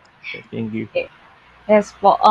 So at this point, teachers and attendees, bibigyan natin kayo ng pagkakataon para magtanong ng mga bagay to Sir Casey. So if you have questions or clarifications, please use the live YouTube chat box to place your questions. Tsaka guys, it's a rare opportunity to have a guest speaker like Sir Casey. Because minsan lang sa buhay natin na magkakaroon tayo to have someone like him to give that wonderful insight and talk. So please guys, take it away na, give your question na. Pero ako sir, I would like to start since I'm very eager in asking you this. Sige lang. As in a perspective of both a language user and a writer, what do you think really is the advantages and disadvantages of knowing how to use your language or words appropriately and purposefully? It gives you more power. It gives you more influence. The choice of words, some people disregard it or minimize the power of language. But language changes lives, and language changes the course of nations, 'di ba? There was a time in our history, world history, na yung mga tao nakikinig lang sa radyo, Yes. sa pronouncement ng president or ng hari, and nababago yung buhay nila just because of the words, 'di ba? So it's true then, it's true now, 'di ba? The power of language is it influences the way we behave, and so we should use that influence for the betterment of people, 'di ba? So, yun. Yes po.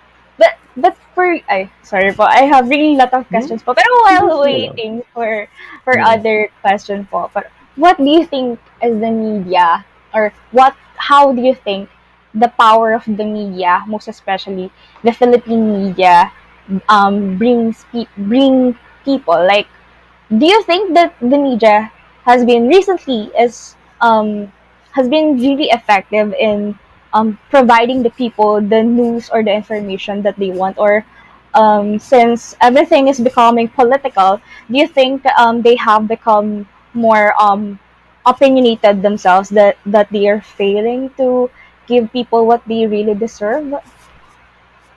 Um, Let me start answering your question by saying that all media organizations are biased. They have to be. Yes. They have to be biased. Okay? There's no such thing as absolute accuracy. Okay? In terms of what you present. Okay? And it's impractical kasi to give all information about a particular event. For example, everything that's happening in Malacanang, you don't get to report all those. Okay? In the news organizations, in the media, there is what we call the vetting process. In the vetting process, you get to select which ones, which events you publish, which articles you publish, which ones you write on, which ones you publish. Vetting process yun. Which ones you put in the head as a headline, or sorry, as a banner news, which one you put in the picture story lang, which one do you put in the box news, which one you put at the inside pages. It all undergoes a vetting process, which in most newsrooms, this happen every day. Mabilisan to. Mabilisan. So, yung kultura ng isang news organization, naka-embed na yan. So, more or less, they get to select which news they think would sell. Okay? Syempre, ang hindi lang naman uh, commercial na news organization, ang PTV4 at ang Philippine News Agency, kasi sila funded ng ating mga taxes. Kasi gobyerno yan. All the rest are commercial. Lahat sila kailangan ng pondo. Lahat sila kailangan ng pampasweldo sa writers. Lahat sila kailangan. These are realities, no? Of news writing in the Philippines. Even Rappler, kahit pa sila ay quote-unquote independent, kailangan nila ng pondo, sumusweldo yung mga tao, kumakain yung mga tao nila eh. So, what would support their own belief systems, so yun ang pinipili nila. And the sheer act of selecting which ones to publish and which ones to forgo, that's bias already. Di ba? Hindi mo pwedeng i-report lahat yan eh. Okay, so we start there. We start there. Number two, um, it's up to us, the readers, to select which ones we would read.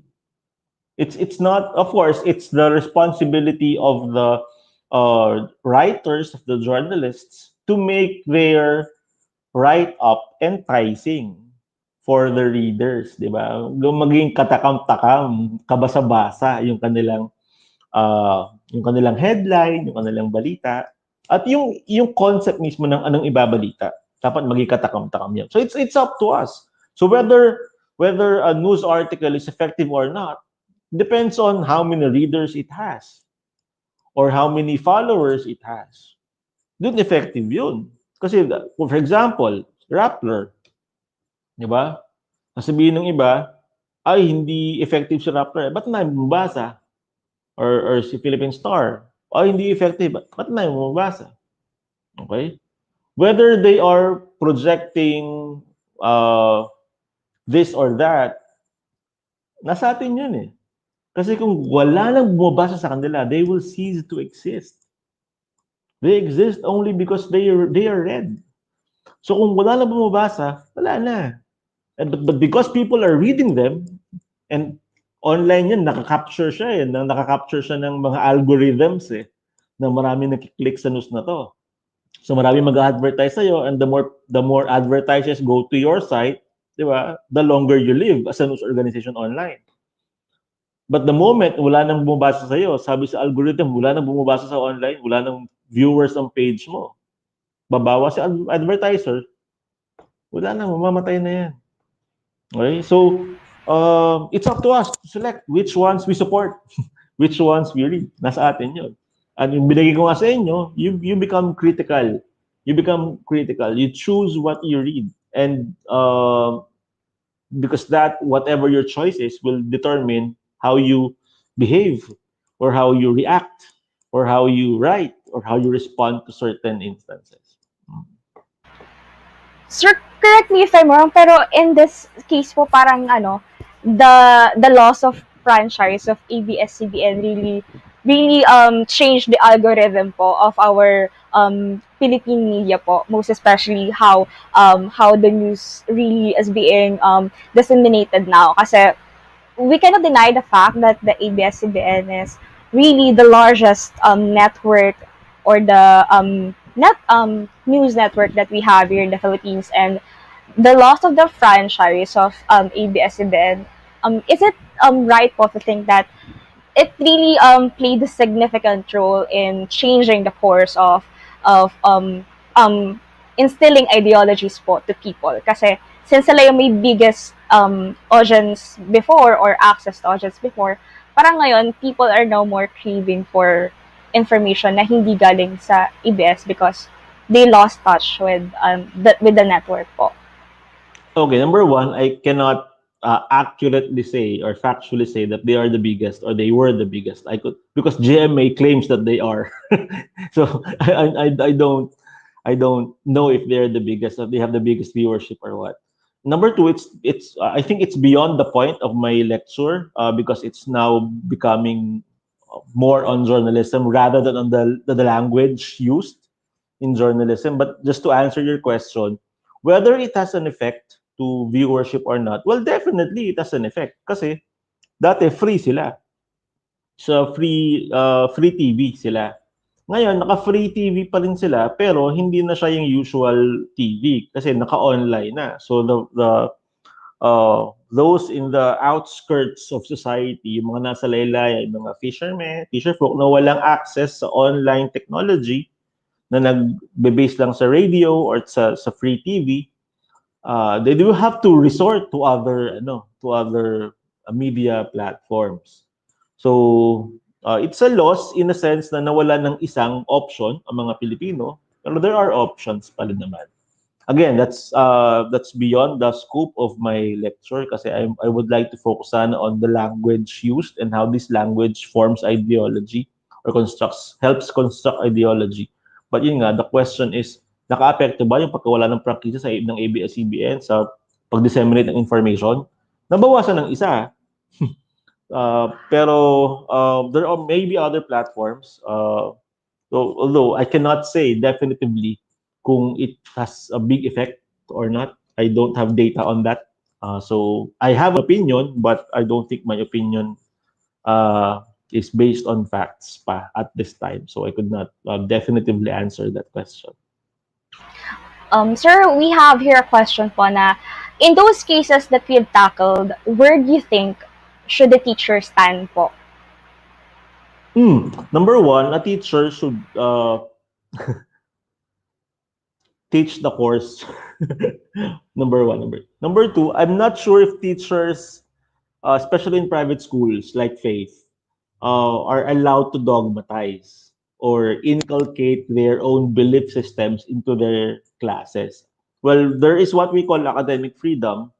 So we some teachers that I know do that in their example. Hindi siya explicit na sinasabing, for example, a teacher is pro Duterte. Yung kanyang mga examples na sinasabi ay pro-government. Pero hindi niya sinasabi sa mga bata explicitly na, oy, maniwala kayo kay Duterte, ganyan-ganyan. or a teacher, for example, is anti-Duterte. Sa kanyang mga examples, sa kanyang mga exercises, sa mga sentences na ginagawa niya, lahat against Duterte. Ano yun, implicit, nakatago or subtle yung pagtira. Kasi I'm not sure if in private schools you're okay to dogmatize. There are some schools that are open to those acts. If the question is um, where should teachers stand? Walang isang stand ang teachers, kundi the truth. You stand for the truth, and the truth is always absolute. Now, your version of the truth or your version of reality depends on what you input into your head. Ano ba ang totoo para sa'yo? Depende nga sa binabasa mo. So, um, some schools have that culture. Like, example, in Bat State U, hindi kami political. We try to be as apolitical as possible.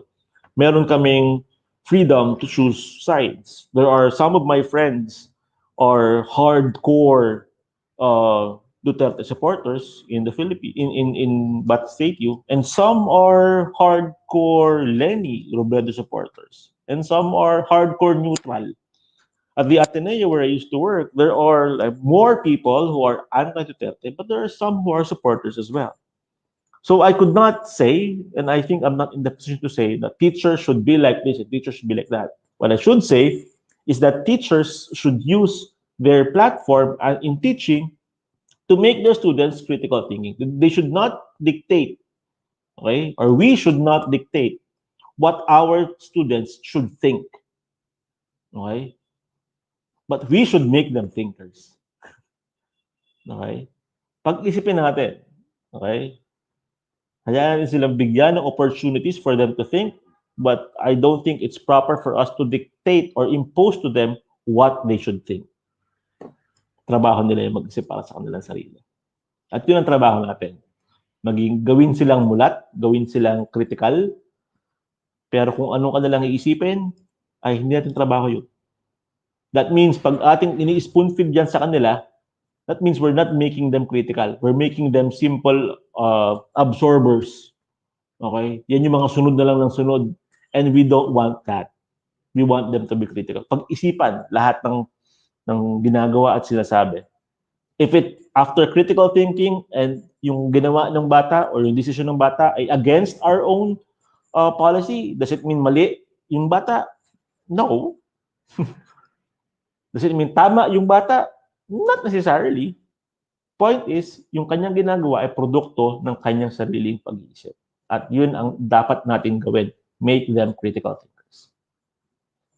I do agree with you po, sir, kasi that's really the role of the academe and the role of the teachers now. We're in a century or we're in a generation where everything is being political or everything is being talked about as if it is something that directly affects the students nowadays. Pero, Let me sir, add, no. I was asked this question. I hope we still have time. I was asked this question in one of the talks related to this. Sir, are you pro Duterte or are you anti-Duterte? That's a very personal question. No? Sabi ko, that's something that's very divisive. That's a very divisive question. No? You don't always have to be pro or anti a person. Number one, I cannot hate a person I do not know. In the same way, I cannot love a person. I do not know Duterte. I know him as a president, but I know him as a person. So I can only judge or base my judgment on what he does. So may mga ginagawa siya na okay sa akin at may mga ginagawa siyang sobrang hindi okay sa akin. So I love the act if it's good under my own philosophy, and I hate the act if it's not within my frame of philosophy, my principles. I don't hate the person. Kasi some people cannot unmarry that. Some people cannot unmarry the act from the actor. Okay? I think that's something we have to learn. For example, may kaibigan ka na nangupit sa'yo one time. Do you hate the person or do you hate the act? the act Di po. ba? Exactly. Pag tinigil niya na yon, okay na kayo ulit, di ba? Kaya na pag repetitive, repeated, talagang paulit-ulit, there's something wrong. na kailangan itama, di ba? But it's just one act, one isolated act. Hindi, it's different. So, yun sa akin. You cannot, I don't want to answer the question, are you pro or anti? Because that is tricky for me. That somehow diminishes my options. You're making me choose from only two options. I have more than just two. Yun. Yes po, sir. So for the last question po, we have here, how can we best promote critical reading if our students don't like reading anymore? So any tips or techniques or suggestions po from you, sir?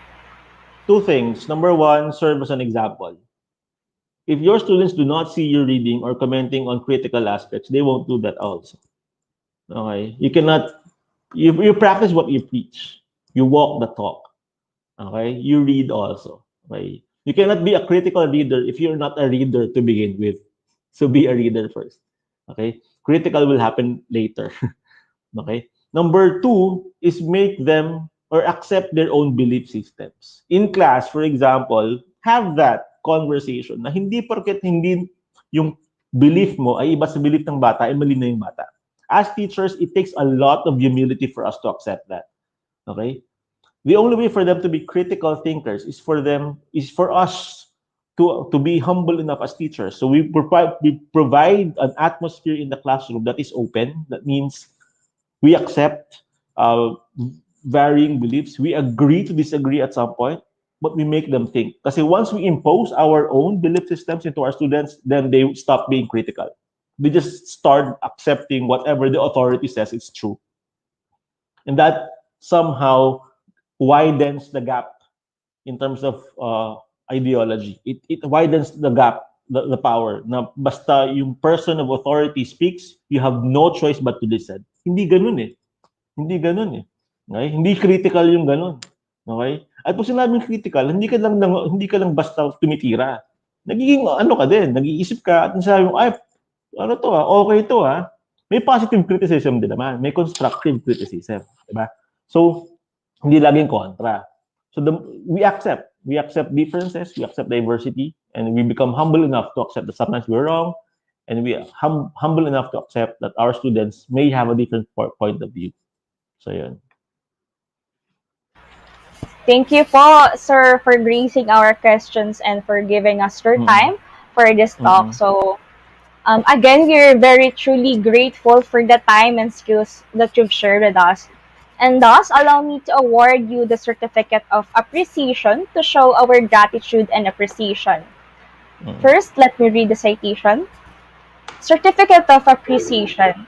This certificate is hereby presented to Dr. Christopher Conrad M. Tejada for sharing his time and expertise as the resource speaker in the EDUCTALK webinar with the theme Read Between the Lines, Constructing Ideologies of Filipino Readers, virtually given this 21st day of May, 2021. Signed by Mr. Roy Vincent M. Montenegro, the project head, Dr. Jorilyn B. Magbuo, the Chair of the College of Education, and lastly, Dr. Vivian B. Titular, the Dean of the College of Education. Again, thank you po so much, sir. Thank you very much for having me here. It's an honor.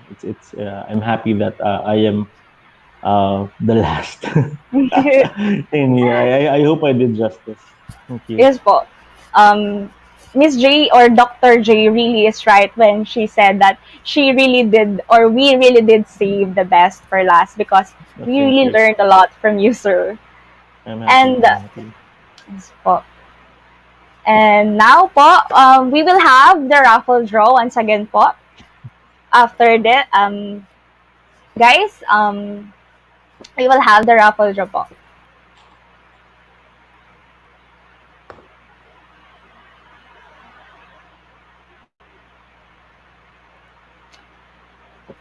So, ito na ulit ang pinakakaabangan natin aside from our talk with Sir Casey is yung raffle draw natin, para naman magkaroon ulit tayo ng energy, di ba?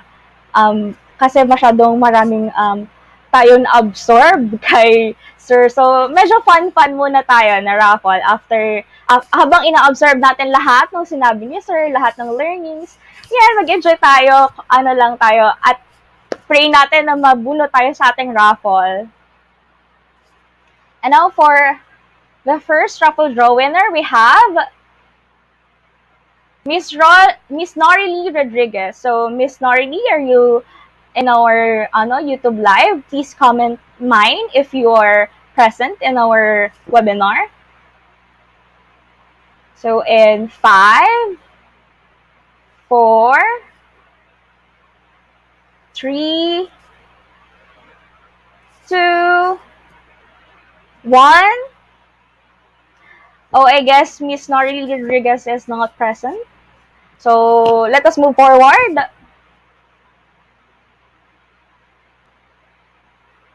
Next, we have Miss Joanna Erica Cobar. Miss Joanna, are you here? Please comment mine in our YouTube live comment chat box. So, Miss Cobar, are you there? In 5, 4, 3, 2, 1. No, wala din. Oh, Miss Norilee, late ka po nag-mine. So, move forward po ulit.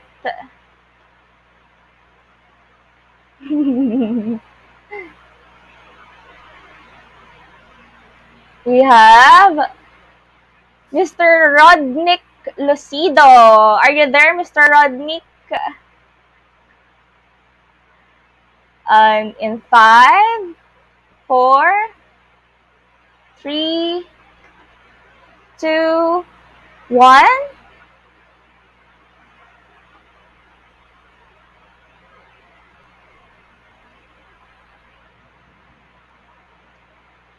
Na-main daw pala parehas. I'm sorry. Delayed kasi, I'm so sorry po for pero late po siya sa part ko since sa live po is late po sa akin. Pero na-main daw po both. Main daw po ni Miss Norilee tsaka ni Miss Cobar ang raffle draw natin. Sunod po natin, na-main po ba ni Mr. Rodnick Lucido ang kanyang raffle draw prize?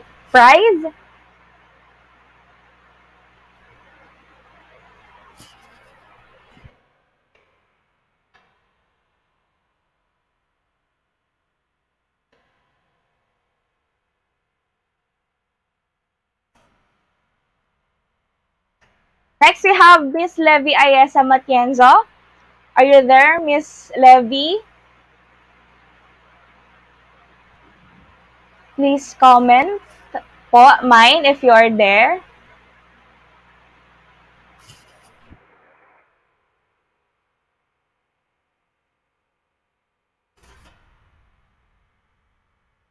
Miss Levy, if you are there, please comment in 5, 4, 3, 2, 1. Okay, wala po si Miss Levy. Sunod po. So, wala po. Hindi po siya na ni Miss Levy. Okay, we have here Miss Maxine Jewel Apasible. Are you there, Miss Maxine Jewel? If you are there, please comment mine in 5, 4, 3. Okay, mine na po ni Miss Jewel. Congratulations, Miss Maxine Jewel.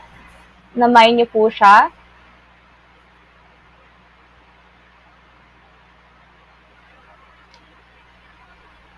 And then we have Mr. Renz Gio Alpapara. So, Mr. Renz, nandyan ka po ba? If you're there, please comment mine in 5, 4, 3, 2, 1. Oh, okay, I guess Mr. Renz Gio is not here. May nagta-try mag-steal pero hindi po pwede yon. So, ilan na po ba ang ating winners?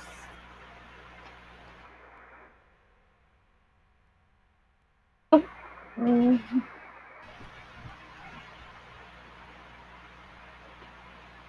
Meron pa bang isa? Okay, meron pa yatang isa pa. Okay, ang huli natin ay si Miss Ferrer Rose Duazo. Miss Ferrer Rose, are you there po? If you're there po, please comment. Okay, namay na po ni Miss Ferrer Rose. Congratulations po, Miss Ferrer Rose. Okay. And last one. For the last one, we have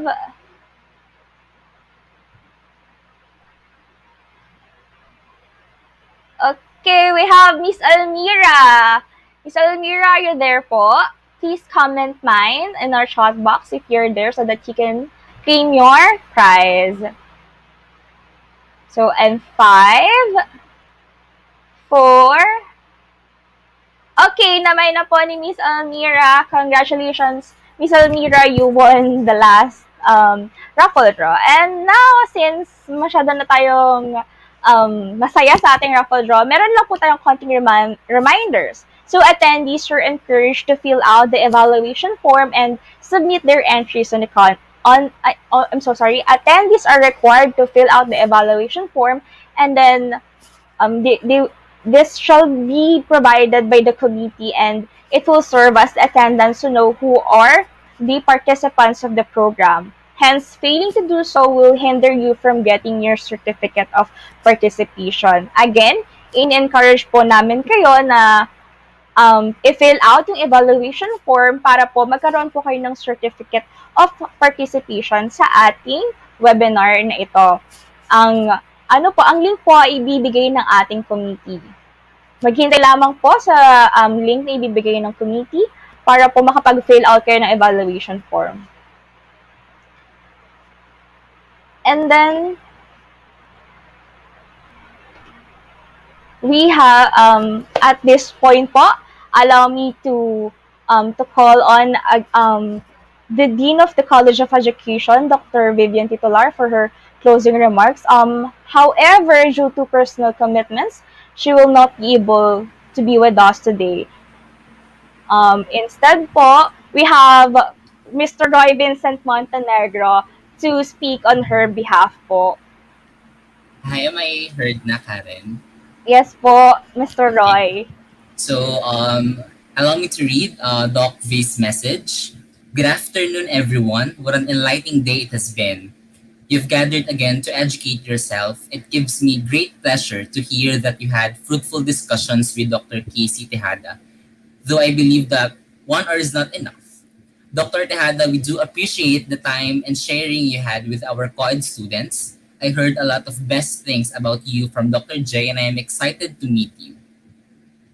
To show you how we appreciate your talk, here is Bea Custodio and Martin Melchor to share with the group some piece of thoughts from your presentation.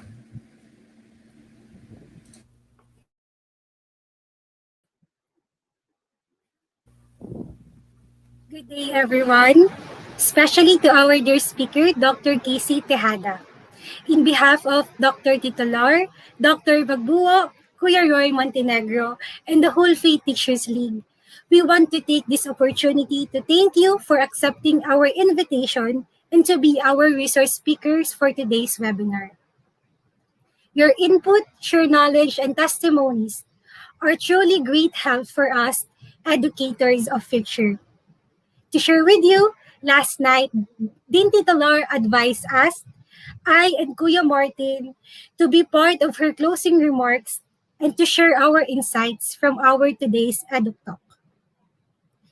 The most important lesson that I learned from this webinar focuses on the word awareness. In these trying and transforming times, ideologies have been a big deal for us citizens of the world. Given the evident worldwide events and happenings, awareness, especially in media, should be considered. As a student, I realized that we should not absorb everything that media gives around of us. We are supposed to critically evaluate news and to trust on facts. We should focus on the data, not on the lens of authors' perceptions. It is hard to decide on what we should believe in or what should we refuse. But as future teachers, it has always been our challenging responsibility to teach our students based on truths and what is into the standards of the society. We are called to use our critical thinking and our conscious mind to instill the best lessons and information to our students. We should be aware of the word choice and use of language to our students and as citizens. And yes, with this talk by Dr. Casey, we can now analyze and understand how we can evaluate the media and information diversity. With that again, thank you so much, Sir Casey, for accepting this event. We, the co-ed family, we're so privileged to meet and learn from you. And for now, here is Kuya Martin Melchor to give his insights. Hello, Bea V, am I heard? Yes po, Kuya. Ayun. So, first and foremost, I would like to thank Sir Casey, Doc V, Doc J, and everyone um, who worked hard for this event. Thank you so much. We really learned a lot po. And I would like to share my insights po. We are well aware of how influential mass media and even social media to all of us, its readers. I learned how headline construction can really affect the ideologies of the readers and how even the simple active and passive voicing structure is a very powerful tool in motivating different ideologies. Second, I also agree that journalists must create unbiased and impartial news, and the adjective and evaluative language they used somehow includes their own opinions to the news they create and changes the focus of the news. Third is I also learned the importance of the usage of different process types that affects the depth of the news. It can really shows the ideology this media broadsheets wants to impose and somehow redirect the readers towards their own ideals. At the end of the day, I really think that we pre-service teachers must embody the title of this eduk talk. We must read between the lines. We should be critical and analytical because we learned how the things or news we read affect our ideologies, and as teachers we know for a fact that we have a great influence towards our students. And with this EduTalk, we learned how can we remain unbiased, impartial, and neutral so that we cannot affect our student ideologies. I also agree with what Sir Casey have said, that we should teach our students how powerful words we use are and we should be more responsible readers and learn how to sort clear, authentic, and unbiased news. And I also would like to take this opportunity to thank everyone who supported our party, hashtag Dream Team, and we promise to provide activities and projects that will really show case you guys how capable you are. So that would be all. Bea V. Okay, so I will continue Doc V's message. Thank you, Bea and Martin. Actually, Duterte Hada, they are the newly elected president and vice president of Faith Teachers League, with whom I am so proud of. To all FTL officers and participants, the engagement that you have all contributed to this EDUC talk is remarkable. Continue to learn and relearn. Thank you, everyone. Stay safe and stay brave. Thank you so much, Mr. Roy, Ms. Baby, and Mr. Martin for that message on behalf of Dr. Titalar. And now, can I request Sir Casey for an photo opportunity for this event, just to commemorate for this event?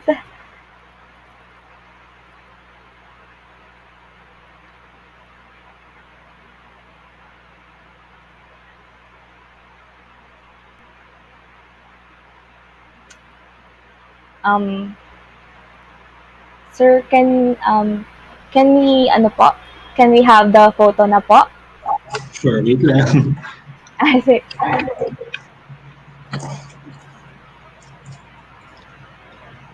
There. okay.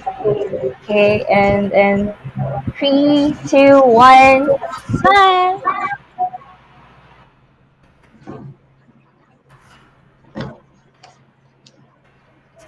Thank you so much po, sir, again. Thank you so much po for Thank you. gracing your time and for giving Thank us a you. lot of insights po. Okay po. And now, Very much welcome. everyone, yes po. Now, let's have our faith team.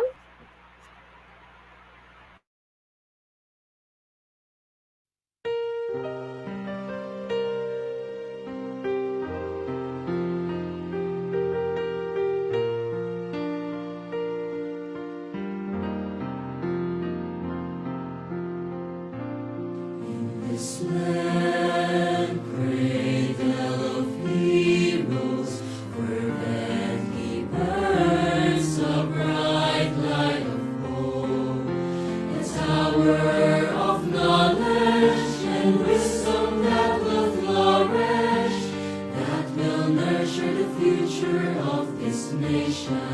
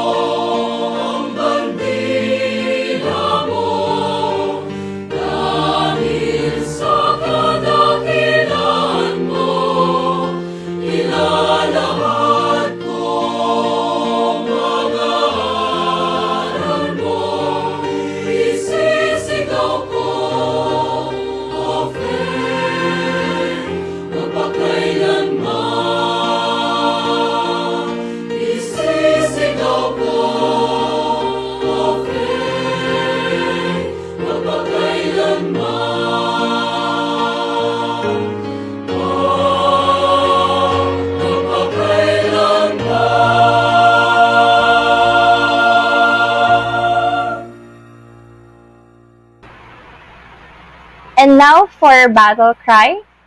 Please, when I say Ad Astra, please type in First Asia. And in 3, 2, 1, Ad Astra.